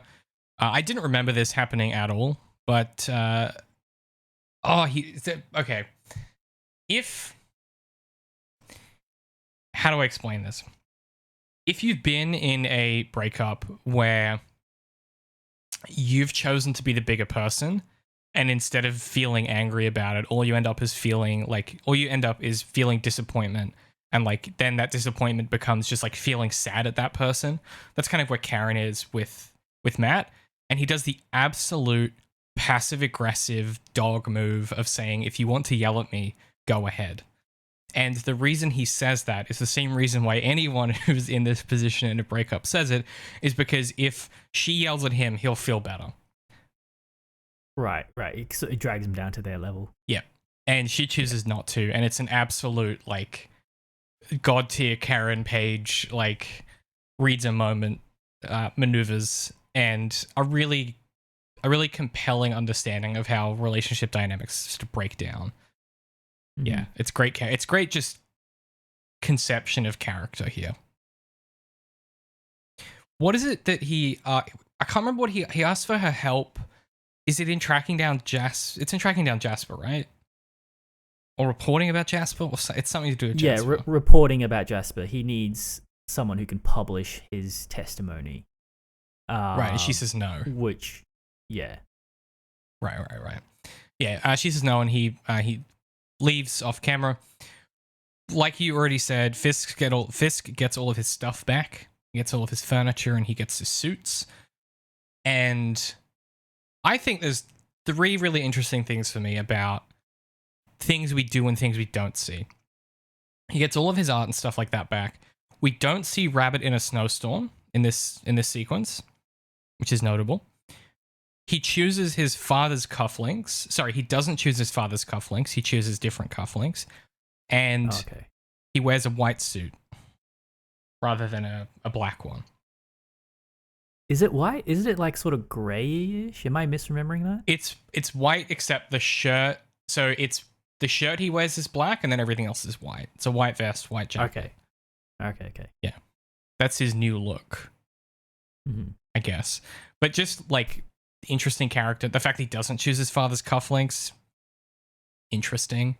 Maybe I don't know what to make of that, but it's a character. The fact that we don't see Rabbit in a snowstorm, again, just interesting source happening. Yeah, I think again what I said in the last episode, the most interesting thing here for me is how much of a priority luxury is for him. It's so much about his character. Can you say can you say more about that? Because there's 2 things that I think are noteworthy here, which is he has terrible taste. Like Fisk's furniture is just like objectively ugly. It's like rich white guy who doesn't have any taste type. Like it's, to me, the way I read this, I've been to 2 incredibly wealthy people's homes before.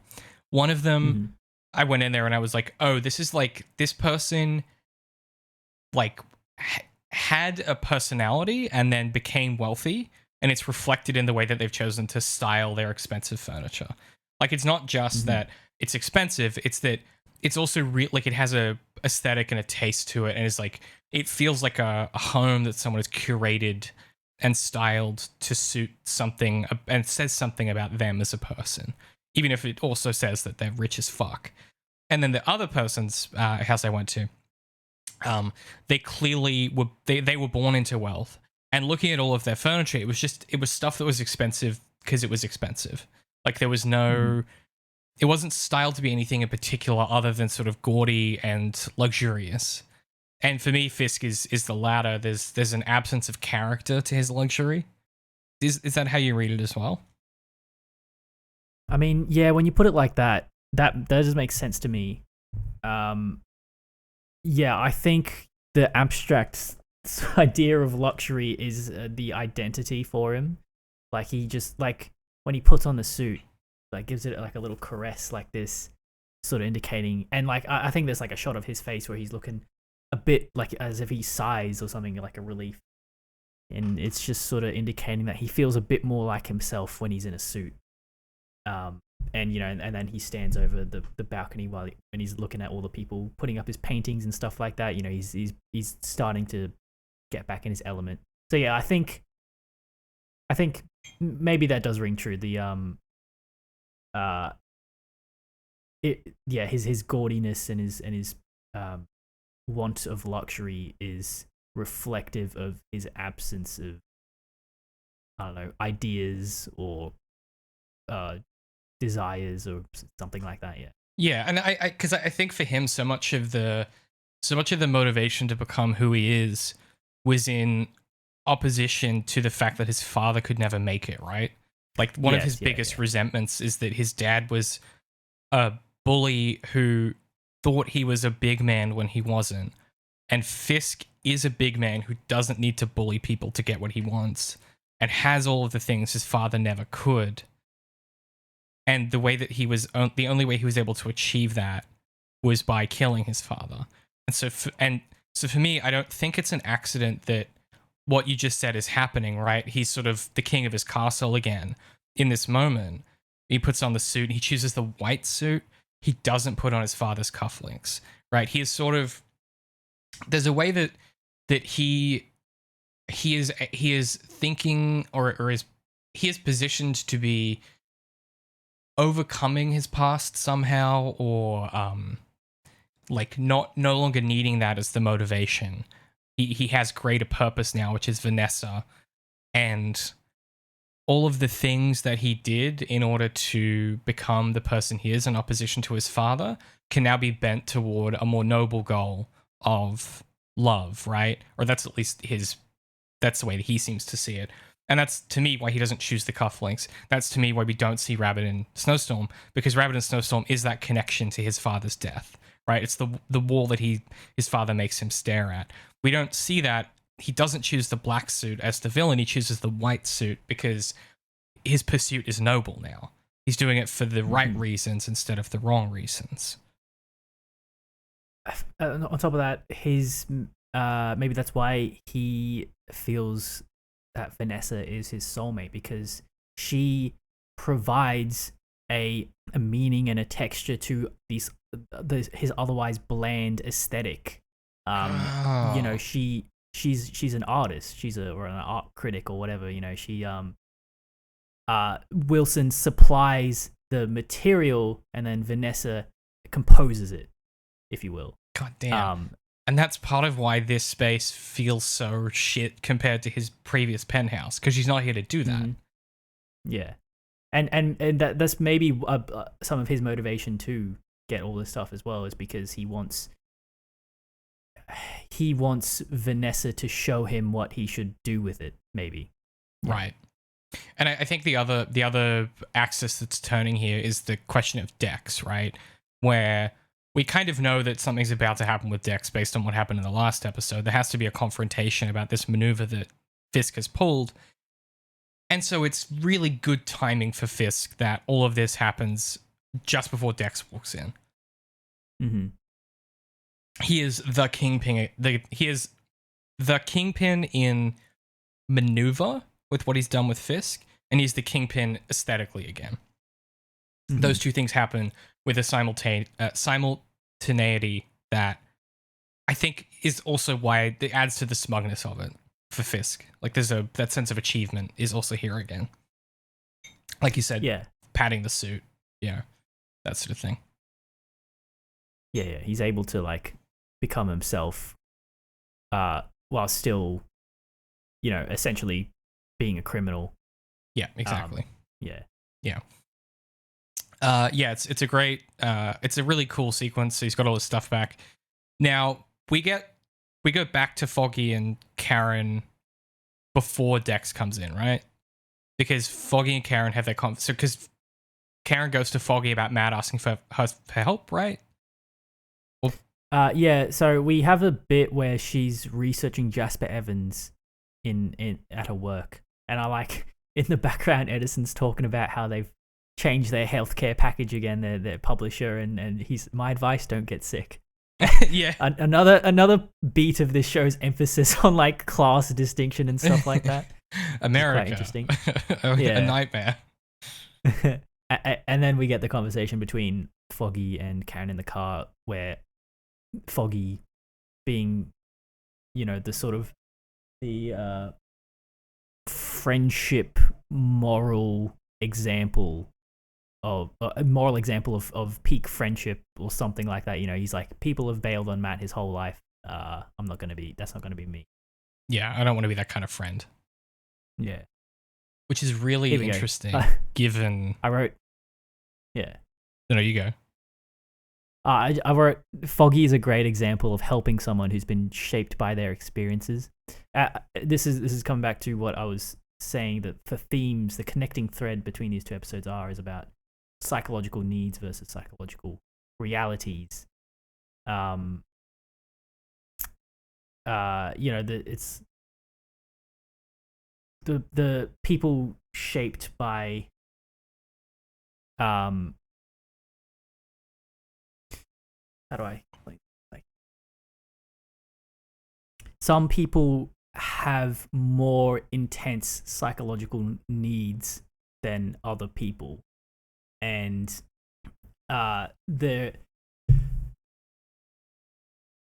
it's a lot up to the tragedy of this kind of story is, as you know, the circumstances of these particular people having different circumstances, right. And you know, seeing where they end up. So, you know, Dex, he needs a lot of help because of his borderline personality disorder and his psychopathic tendencies. He did get a lot of help, but you know, was ultimately, you know, left in the wind. And Matt has, you know, the same thing, you know, less psychopathic tendencies, but the difference is that he has people like Foggy who never give up on it. And so yes, it is, right. Yeah. Well, and that also speaks to like that Matt has an underlying, that like he is more than the mask, as it were. Like he's more than the facade, and that's why he's been able to engender these relationships. But also, Foggy seems to understand something like Foggy has access to an underlying cosmic truth about the universe, which is like sometimes the things you do aren't who you are, and sometimes they are. Sometimes the things you do are reactions to, like, kind of what you were saying, like reactions to how the world has shaped you, and sometimes they are true things about yourself. And that there is a distinction to be had, and the way that you stand by someone when they make those decisions and those choices that are influenced by the way that the universe has shaped them versus who they really are. That's what being a friend is knowing the difference and knowing when someone is doing something because it's who they are and because they think it's the right thing to do. And he's standing by Matt here because he thinks that Matt going after Jasper Evans is Matt trying to do the right thing. And that Karen, in helping Matt, would be helping him in the way that, like, helping a true friend is just by definition. Yeah. Yeah. Foggy is someone who understands. And that is something that Dex desperately needed. Someone who understood. Right. Exactly right. Yeah. Yeah. And Matt's lucky enough to have two people. Yeah. I guess three if you count Sister Maggie, which I definitely do. So, okay. Yeah, it's a great conversation. It does set up literally what you just said, which is a Dex thing. Because when they have this conversation, I was like, oh, this is the thing that Dex doesn't have. And then the show does the fucking god tier Kuleshov effect of cutting from this conversation to Dex. I was like, God, fuck off. Like, it's just such good filmmaking in this moment. Surgic really in his element for me here. In the editing bay, deciding to make this choice with this editor, because it puts these two moments in conversation with each other. In ways that I want to get to. We have to lay out. Okay, so I'll try and set it up, and then we can maybe think about how these two things are talking to each other. So Dex kind of storms in, and the camera... How do I explain this?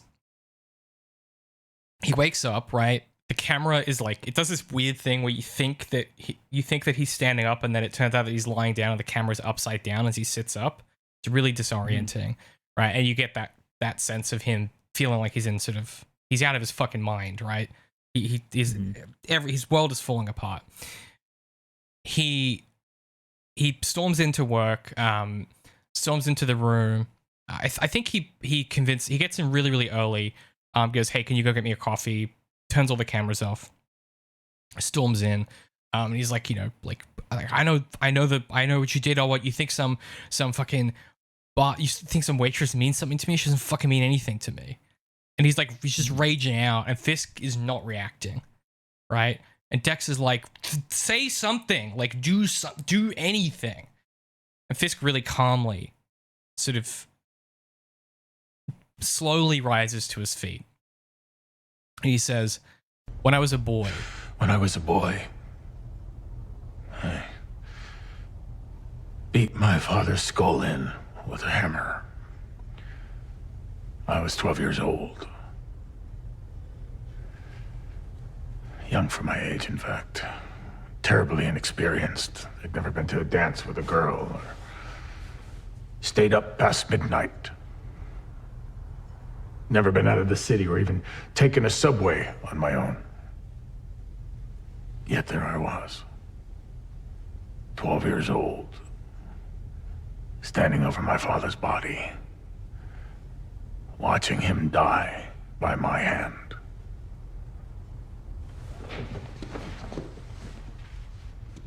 That feeling, that moment, I sense it's something you're familiar with. You were taught to hide beneath many fictions. You fashioned yourself into something the world would tolerate. Soldier doing his patriotic duty, a sniper in the FBI, the watchful companion of a nice young woman. You destroyed what we had. If it were honest and true, no one could have destroyed it. I should have let you die. Stay back. and then he lands his final blow as he goes, Julie never would have understood you. And society won't either. It punishes people like you. Like us.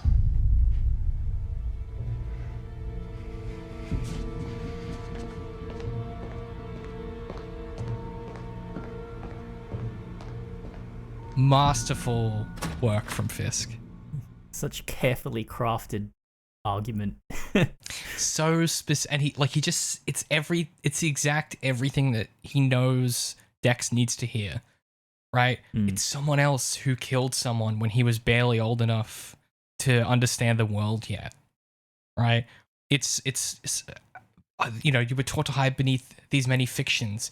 Fisk says, standing in a building that he probably owns, a prisoner, but not really a prisoner, surrounded by luxury again, right? Like, it's and then he goes, we're one and the same. It's not, and this is what I like from Fisk here, when you like carefully crafted words, it's not you and I are alike, or I understand you. It's we're one and the same. He's existentially binding Dex to him in this speech in Dex's head.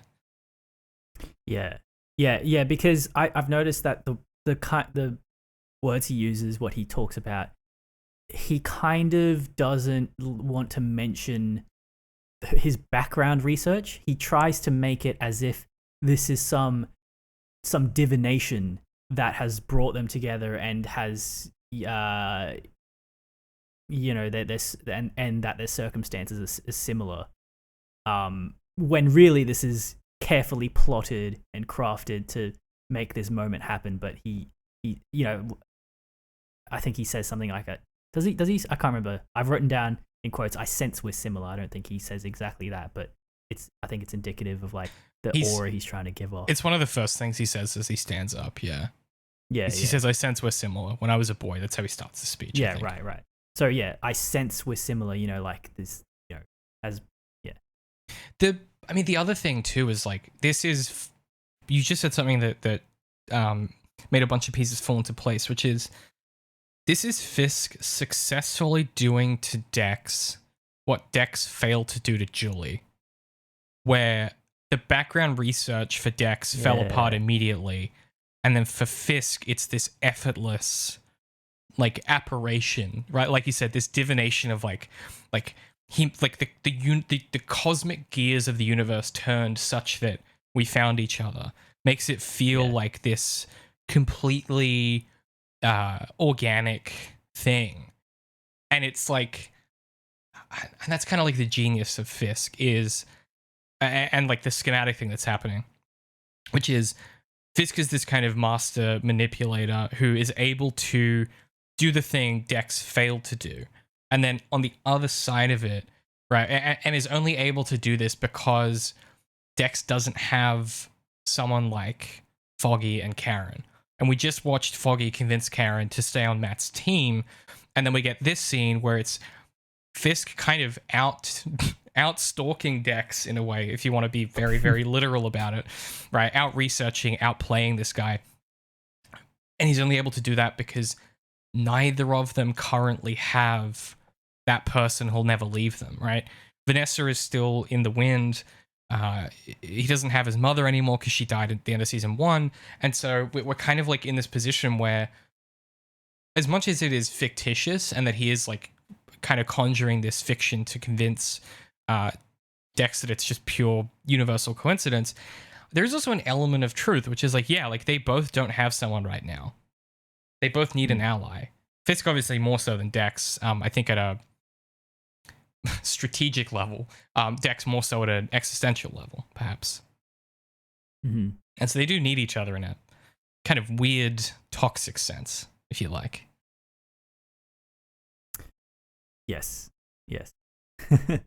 It's great.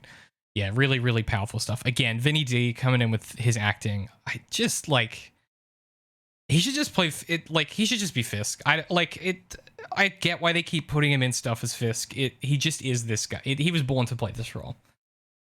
You know what? This is actually on our Discord call, by the way. In our, our chat is right beneath this thing, and the last thing we've sent is posters for Echo. Yeah, and it's funny how Echo is kind of all about this. It's about Fisk, how he's manipulated people into thinking, that he's on their side, and really he's just like using them for his own purposes and stuff. Right.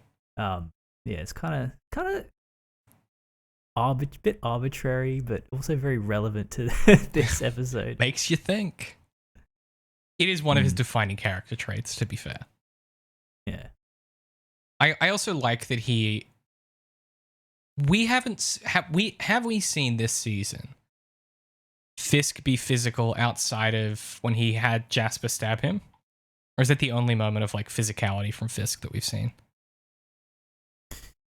Yeah, that's the only bit. That's also really interesting to me. That they just have this like I guess he's trying to get out of the car during the shootout, but that's about it, yeah. Yeah, but he didn't do nothing. That's all Dex, right? No, he's not swinging. And that's sort of I think that's part of his realization is he can have Fisk be his agent of violence in the world and cover it up through the lens of Daredevil. Mm-hmm. He can sort of well, here you go. Pat, if he's wearing the white suit now, he's wearing the white suit because his hands are clean. He needs someone to wear the bloody suit and get their hands dirty. Mm-hmm. Mm-hmm. And that's sort of the schematic maneuver, Good stuff. He also... Oh, no, I think it's a bit later on. Yeah, never mind. I think the next scene we get is Karen and Maggie, right? Karen goes to the church? Yeah. Yes, yeah. They have a really interesting conversation. I kind of like that, Karen comes in and she's like, hey, I'm looking for Matt Murdock. Is he here? And Maggie's like, no, he's not here.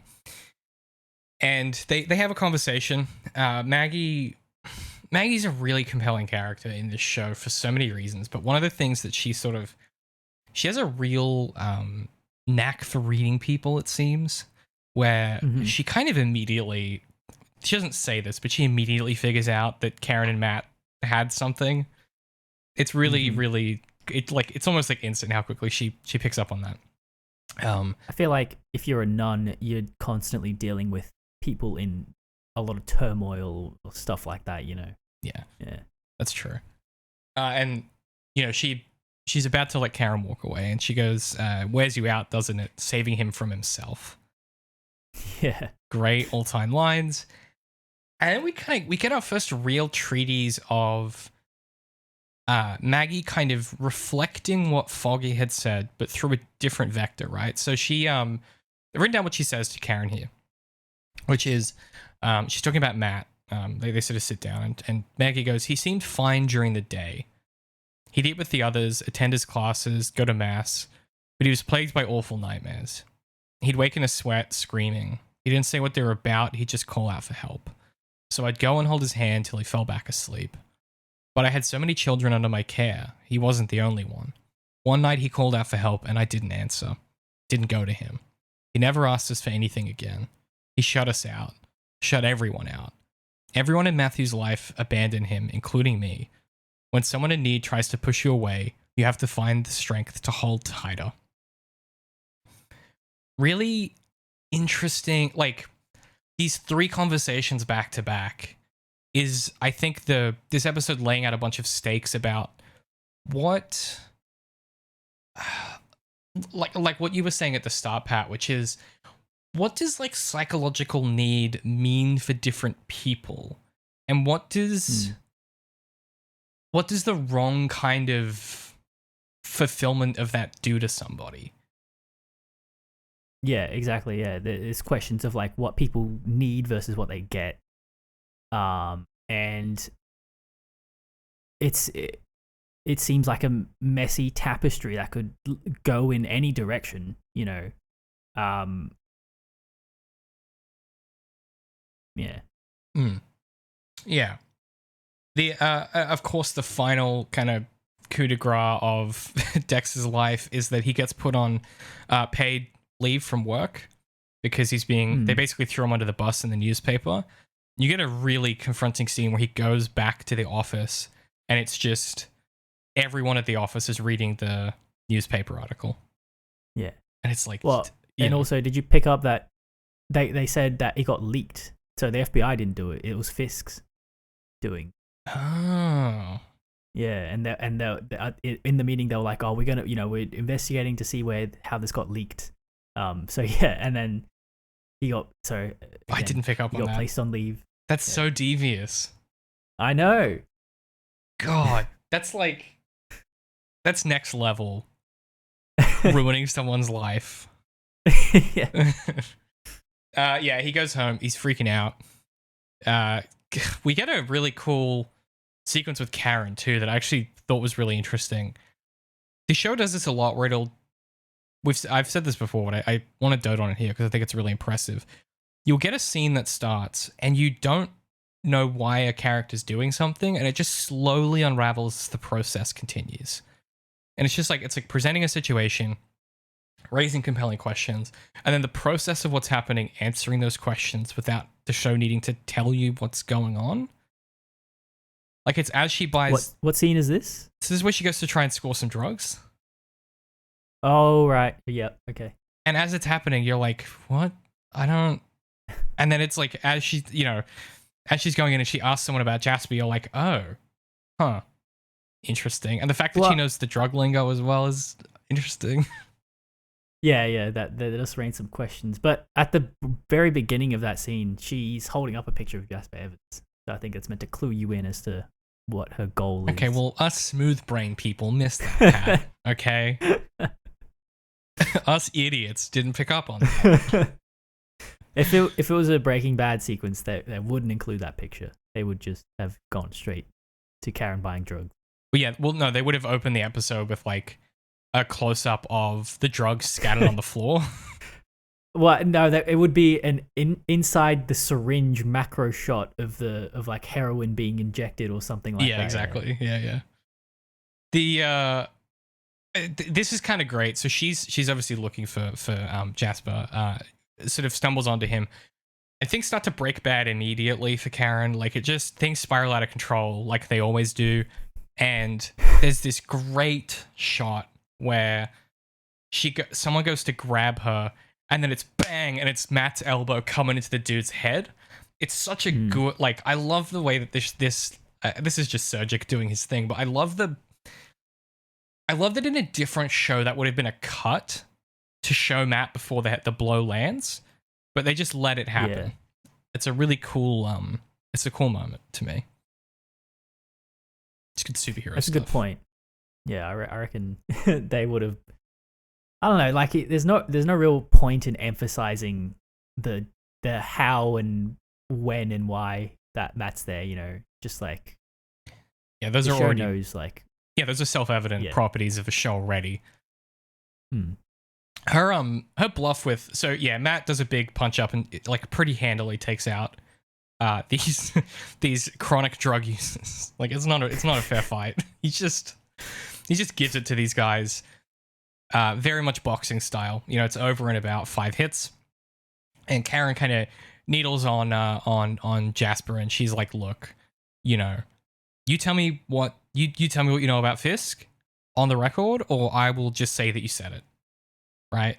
And Matt's like kind of, he's like, Karen, and she's like, you know, she's really giving it to him, and he agrees to he basically kind of folds here. And we then so the plan, okay, I want to try and get this right because I think it's critical to the way that this all resolves, right? So the plan is that they're going to have Jasper provide testimonial for the FBI that will exonerate Matt and reveal that Fisk had himself stabbed at the bulletin so that they can take it to print. That's sort of the plan, right? Yes. Yeah. So this is kind of like, this all happens. There's a bunch of like interstitial scenes while this is being set up. Matt is back at the church. He has a scene with Maggie where she kind of teases him about the fact that like he's smiling because of Karen. It's the first time she's seen him smile, which is, you know, kind of cool. You know, he puts on a suit, and she's like, "Oh, like going back out to the world of the living, eh?" Like, you know, but Matt Murdock was dead. Like, you know, it's kind of just like a, you know, she basically is like, "Oh, people clothes, huh?" That's not what that's not how Daredevil is. And then he still insists on being edgy. He's like, no, what if I just want to add style to my beatings? Yeah, which is a funny thing for Matt to say, I'm going to be honest. It's a classic Matt Murdock. But again, like, it's Matt Murdock humor, which we just haven't had. Yeah. But some part of him is coming back. Even though he edgelord killed it, Pat. He was like, I'm burying the past. I'm nothing but the suit now. Yeah, he really tried to go full Batman. Yeah, didn't work. No.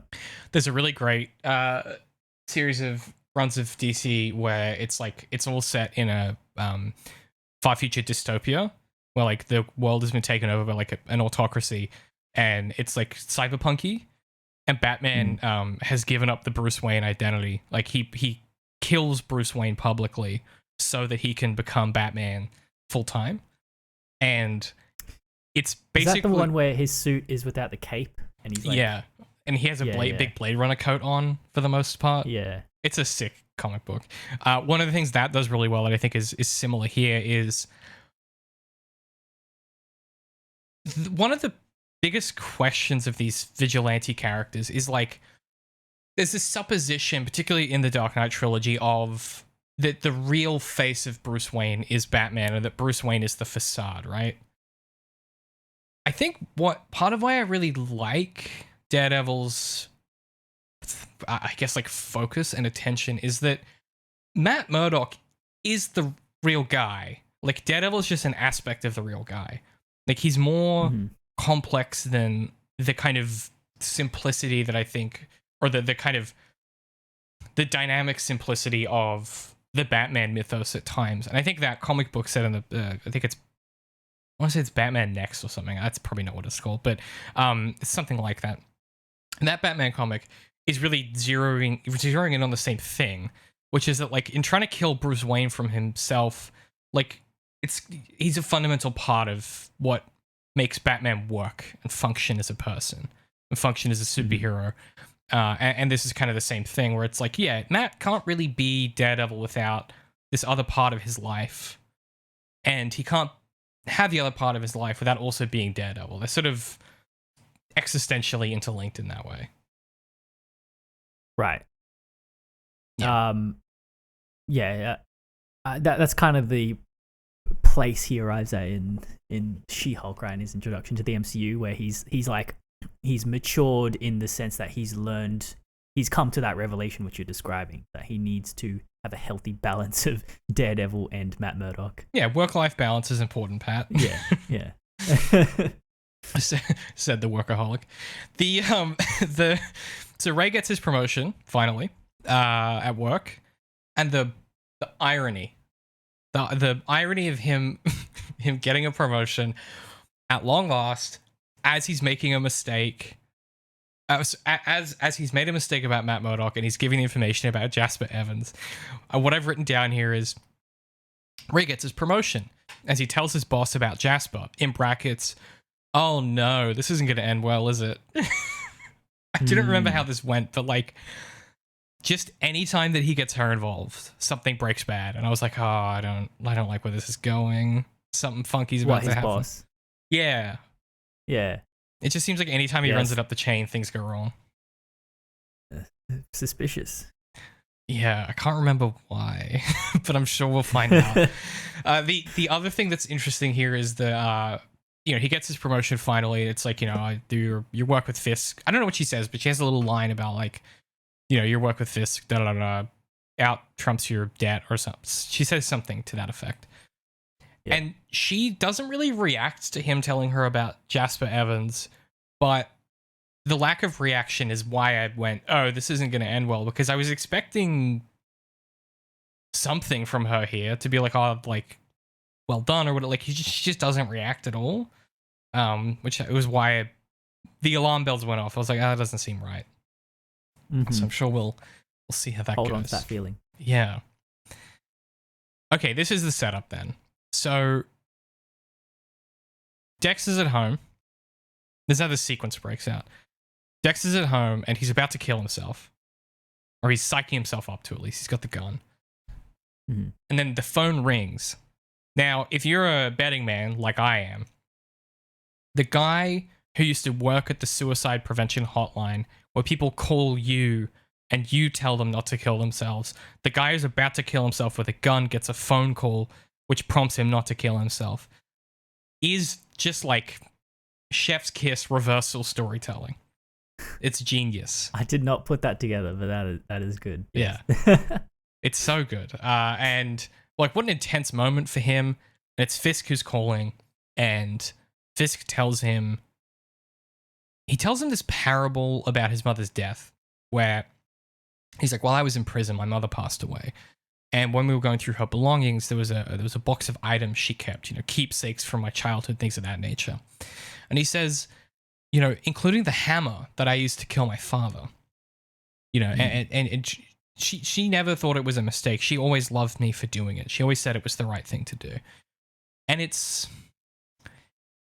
I don't know what to make of that, other than I think it's like, my suspicion is it's sort of him laying the final maneuver, which is like, now that he's got Dex fired for functionally fired, right?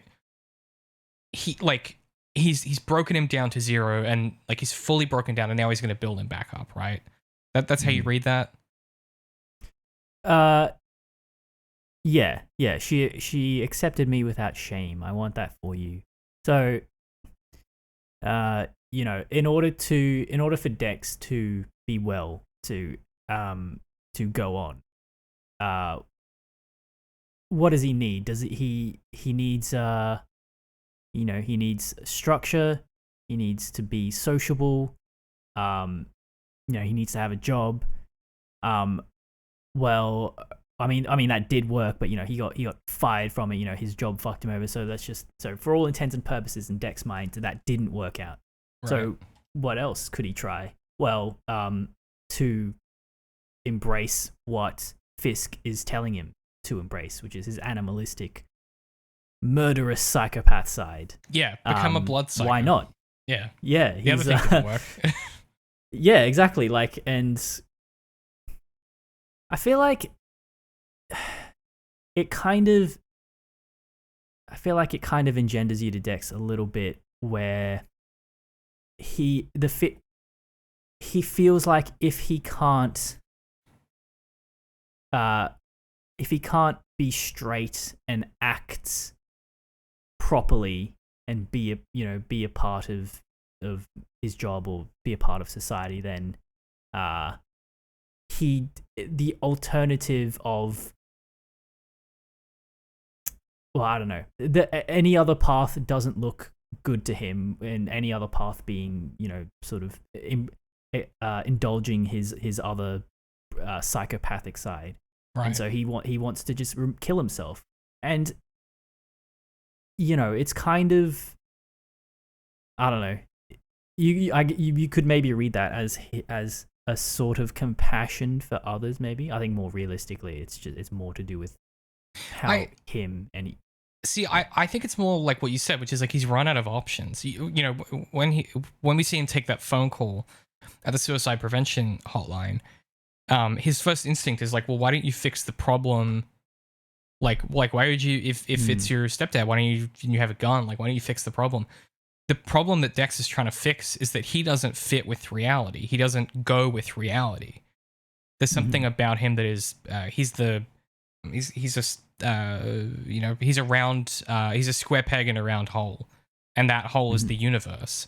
And well, how do you fix that? Well, you remove the problem, right? And the way that you would do that is by killing yourself. And yeah, it's because no one's ever said to him, like what you said before, which is like, no one's ever said to him, hey, what if you did fit? What if there was nothing wrong with the way that you are? And you embrace that. Yeah. And, it's not necessarily what he needs, but it is a different approach. It is something that could possibly work, in his eyes. So, it's giving into it is what you're saying, that it's just Fisk attempting to deconstruct him and then build him back up. Yeah. And indulging in the want, right? Indulging in the want at the expense of the need. Yeah. Which is sort of that's that he's in that way, that's the tragedy of Poindexter, I suppose. Is this moment is he's doomed after this. Like, whatever happens to him, his soul is sort of fundamentally doomed, because what is it they say, like you can what is it, like, you can take the easy way or the right way or something like that. I can't remember where that's from, but that's sort of this moment for him. Yeah. Where the right thing. It's funny. It's funny that the kind of cosmic horror of this universe, which is like, one could argue the right thing for him to do is kill himself, or like, in the most dramatic sense. I mean, remove himself from society in some capacity is the answer, which is like, maybe go to like a mental hospital or something and go and try and get right, like sort of take yourself out from reality.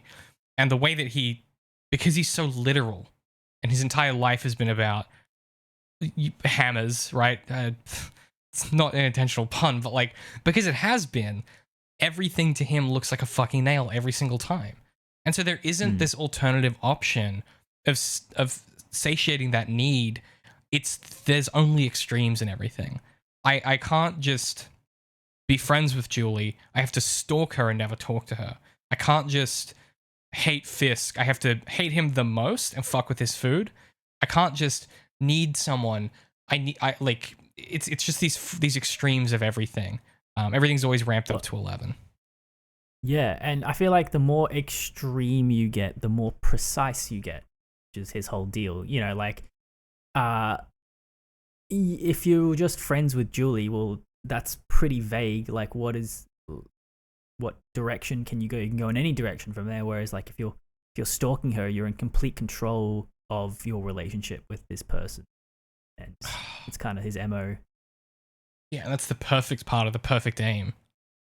Yeah, I can't believe I didn't notice that. That's such a like compellingly precise thing that holds Dex together. Mm. Yeah, that perfection. And now And someone's like, now do the perfect violence. And it's such a campy comic book quality as well that they've, that they're presenting in quite a serious setting. Yeah, And it's like a horrific psychological thing that is has its roots in that very you're right, they're very campy the campy origins of that character. Yeah. Which we saw with Ben Affleck's film, where it's like, it's it's a very, very talented actor, Colin Farrell, with a little bullseye on his forehead. Okay, so he basically and he goes, "Hey, I got you something at the door, right? I got you a gift or something like that." Is that, and then the knocks, and then someone gives Dex a box. It's one of the lawyers, I think. It's not Donovan. It's the other one. It's Felix Manning. Is it Felix Manning? Oh, I didn't notice that either. God. Okay, that makes sense. And we don't know what's in the box. The first time I watched this, didn't know what was in the box. So then we have everyone at the bulletin. Foggy and Matt are sort of in the lobby, chit-chatting. Karen's in there setting up the room with Ellison and Jasper, and the FBI are en route for this testimonial. Karen and Ellison are literally about to start. They've got Jasper on record. They've got the camera on. They're about to start taking his testimonial. The lights go out, and enter Daredevil. Enter Daredevil, just butchering the bulletin. Yeah, it's pretty gnarly. The details of how he kills these people. That he just the idea of the batons that Daredevil has, using them as piercing projectiles. Yeah, that's pretty gnarly. Throwing them so hard that they puncture people's throats. And then he tries to get one out from someone's neck, and it catches a bit, and it lifts them up a little bit as he pulls it out. You murder someone with a pen at one point. He just flicks a pen at someone. Yeah. It's like done immediately too. Like everyone is dead, almost like that. And as this is happening, Matt kind of runs off, and Foggy's like, shit. So Foggy kind of goes in, and as Foggy arrives, he manages to get in and sort of adds all, like, just kind of staring at all these bodies. Matt catches up. He's pulled a beanie down on his head, so he's sort of, and put a parka on or something, so he looks a bit like Daredevil. And yeah, they square off. What I really like is they square off for a really long beat before they actually fight, where they sort of circle. Yeah. And there's like there's an excitement on Dex's, like Dex kind of like, he doesn't smile, but he almost like smirks as he's circling Matt, and Matt just has this like look of, he's kind of, his jaw is set, like he's ready to mix it up with this guy. And the mix-up itself, it feels like Matt has the upper hand the whole time until Dex does this move where he bounces the billy club on the floor and it hits Matt in the, basically like in the head. And then after that, it's all over for Matt. Like he was just on the back foot the whole time. Dex is like throwing random shit. And the sound design, it like, they all sound like they hit like bullets. Like it's just, every hit sounds like it's the hardest hit that Matt's ever taken. Every time something like hits him in the stomach or in the head, or it misses him by that much and like punches through a wall and shit. But also I feel like the sound effects are very, they sound like office equipment, which I love. Yeah. Yeah. It's just really well mixed to make all of it feel so scary. It's so tactile. It's so like every object is, that on film sets, that there's someone's entire job is to make sure that objects are in the same place they were in the last shot. I feel like that person was on their game during this scene. Well, and this is a bullpen that we've seen, I don't know, dozens of times. We've had conversations in here from like the second episode of the show with Ben, right? Like this is a set that we have been in a lot, and it's completely transformed here into this just nightmare hellscape of death. Like, that there's at one point, like a pen misses Matt's throat by like that much because he gets out of the way at the last second. Mm-hmm. And what is kind of interesting is by the end of the fight, like Matt manages to get up close again, and the second he gets close, he kind of has Dex's number. It's only when Dex can manage to get projectiles off that he evens it up. I think it's quite interesting. Like you were saying, like Dex is he looks like he's looking forward to this fight at the start, and then you have that point midway through where he adapts and realizes that projectiles are the way to go. But he doesn't. It's like he realizes that once he does it, he doesn't think that is a particularly great asset at the start. So that's interesting. Yeah, it's kind of like Daredevil's helped him build his villain identity or something. It's I mean, Dex is a creature of like instinct in some ways, right? Like we said before that he sort of, when he's reaching to stop Julie, he sort of remembers in the split second as he's doing it, oh, this is how stuff works. It seems like he starts doing and then realizes in the doing, like it's as he's doing that he realizes what's going on. That makes sense? Yeah. It's perhaps, if you think about him being a psychopath, perhaps he doesn't have an inner monologue to speak of, and so it's not until he takes action that he considers the consequence of the action he's taking. Mm-hmm. Which is what... that's kind of what you said before, saying that, right? Yeah. Well, are you saying that, like, it's in this scenario, he's realizing that his projectiles give him the upper hand in this fight, which he only realizes once he does it. Yeah, the second as he's throwing the billy club, and he does the action and it has the consequence. Because reality is all about him, he doesn't think about doesn't necessarily connect action to reaction until he can see it, until it's literalized. Mm-hmm. Yeah. And that to me is sort of what's happening here in real time throughout this fight. Yeah. And which is, I feel like you can read the thought process going on in Daredevil and Dex during this fight, which is, it's so good. Like, because it's in clear chunks where Matt has the upper hand during close quarters, and then Dex adapts, realizes he's projectiles, and then for the next minute, it's all that Dex is doing is throwing projectiles, and then Matt realizes that he needs to close the gap, and that's all Matt's trying to do. Well, because he tries to hide initially to get the jump on him, and that doesn't work. And then he's like, "Oh, I just need to get close as quickly as possible." And I think he picks up, I can't remember what, but he picks up something to use as a shield so he can get close. Yeah, like a piece of desk or something. Yeah, it's desk or adjoining wall or something like that. Yeah, and look, I mean, the way this ends up going is Matt gets his ass beat by the end. He gets stabbed by the billy club, right? Or by a pen or something. It's a scissor, isn't it? It's both. It's a pen in his liver or his kidney region, and then scissors in his shoulder region. Yeah. And then Dex kind of strolls past him, walks into the boardroom, and smiles, and then flicks something to disarm the gun from Karen, because Karen's got the gun. She's protecting the three of them, and without thinking about it, Dex kills Ellison and then does he shoot Jasper? He does, right? Well, first of all, Foggy tries to give him a few knocks. That's right. And then Dex just goes wham, knocks Yeah. Foggy out, gets him out of the picture, and then he throws something at Ellison, which hits him, and then he goes up to Karen and looks like he's going to shoot Karen, but then he moves the gun. Yeah. And he shoots Jasper. Yeah. With Karen's gun. Oh, is it with Karen's gun? Yeah, that makes sense. Yeah.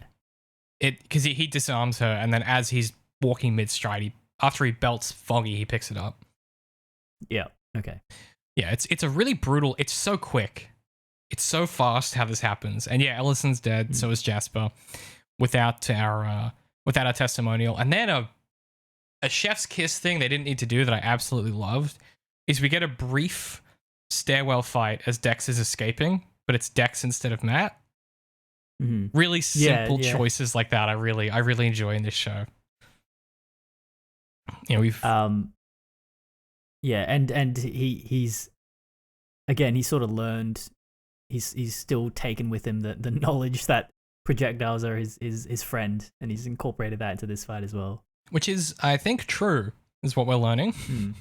It really is his superpower, that the perfect aim. Yeah. Yeah, and then Nadeem falls for it. So the FBI turn up, and he kind of comes up to Karen, and Jasper's dead. And then I think it's someone asks Nadeem. I think it might be a supervisor. She says who did this, and he says it was Daredevil.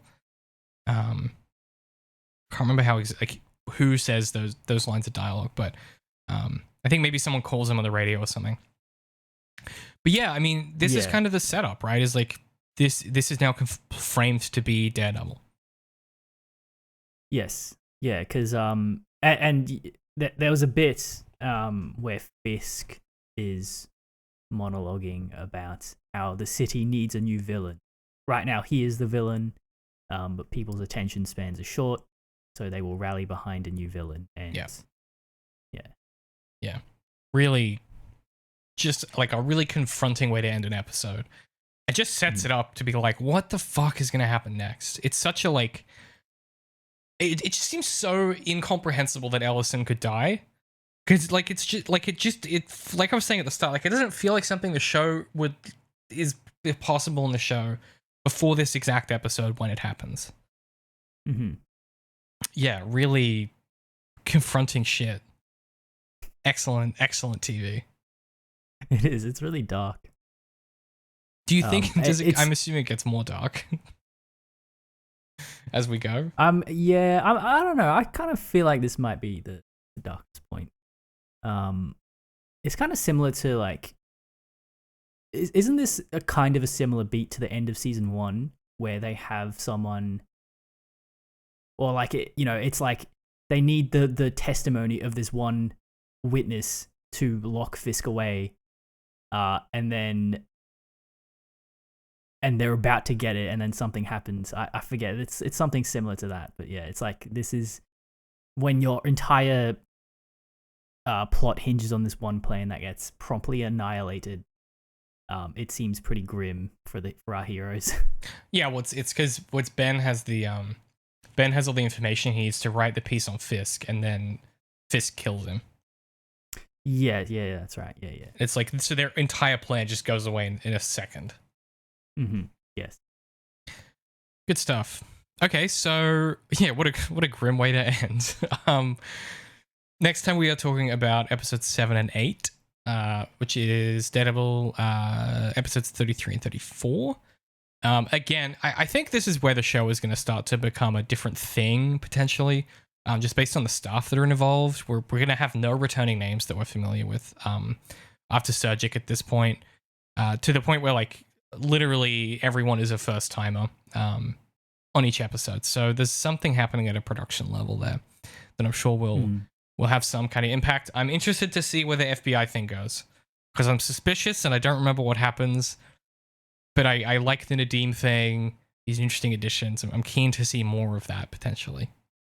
Maybe he'll finally visit his family. Maybe he'll finally pay off his debts. Yeah, will he ever pay off them credit cards? Probably not. Okay, that'll do it for this one, Pat. Where can people follow A Method to the Madness on the internet if they want to hear more of you talking about film and TV and philosophy?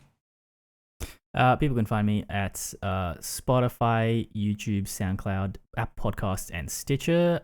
Search A Method to the Madness podcast. We will pop up there. We also have a website, AMTTM.com. Find our socials from there. Do it. As always, Zero Indent is a listener and reader-supported independent media crit publication.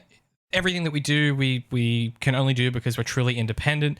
A lot of the content that we put out now deliberately includes material that we know will get us copyright struck on YouTube, which means that we don't make a lot of ad revenue. So we really do rely on people supporting us and helping us find a new audience. You can find everything we do at ZeroIndent.com, and you can find the books and our merch at UnderInk.Press, which is our independent book publisher based in Australia, specializing in science fiction, fantasy, and science fantasy. that'll do it for this episode. Very excited to continue our deep dive into Daredevil, and we are getting tantalizingly ever close to Pat's Perspective Season 4. We are getting pretty close, aren't we? Yeah, we're kind of in the home stretch now, I think. No pressure. No pressure, but TikTok, Pat. but the entire series has been leading up to this. Yeah, no pressure, but it's the crescendo of the entire series. So if you just want to think about that, that'd be great. Cool. Yeah. Well, I mean, thankfully, I don't have to worry at all, because for once, it's not on me. I've done all the hard work up until that point. Yes, gracias. Okay, we will catch you guys next time. You guys know the drill. Send it to a friend you think might like it. Leave a comment, review, whatever. Everything that helps more people find the show. We appreciate the heck out of it. Catch you next time to talk about, I guess, what is the middle of this season. So keen to get into that. Pat, closing thoughts. If you had to choose an object that was going to be your object that is like to be thrown, right? If you had to pick one object that was like your signature object to throw, what would you choose? It'd be something personal and beloved by the subject of the item. Yeah, I like to make things personal like that. you want to ramp up the psychological torture even more. Yeah, if you have like an urn of a family member. Okay, that's gone straight to. That's dark. That is dark. I'm sorry. All right, we gotta get out of here before we say some shit I have to bleep. We'll catch you guys next time. All right, bye.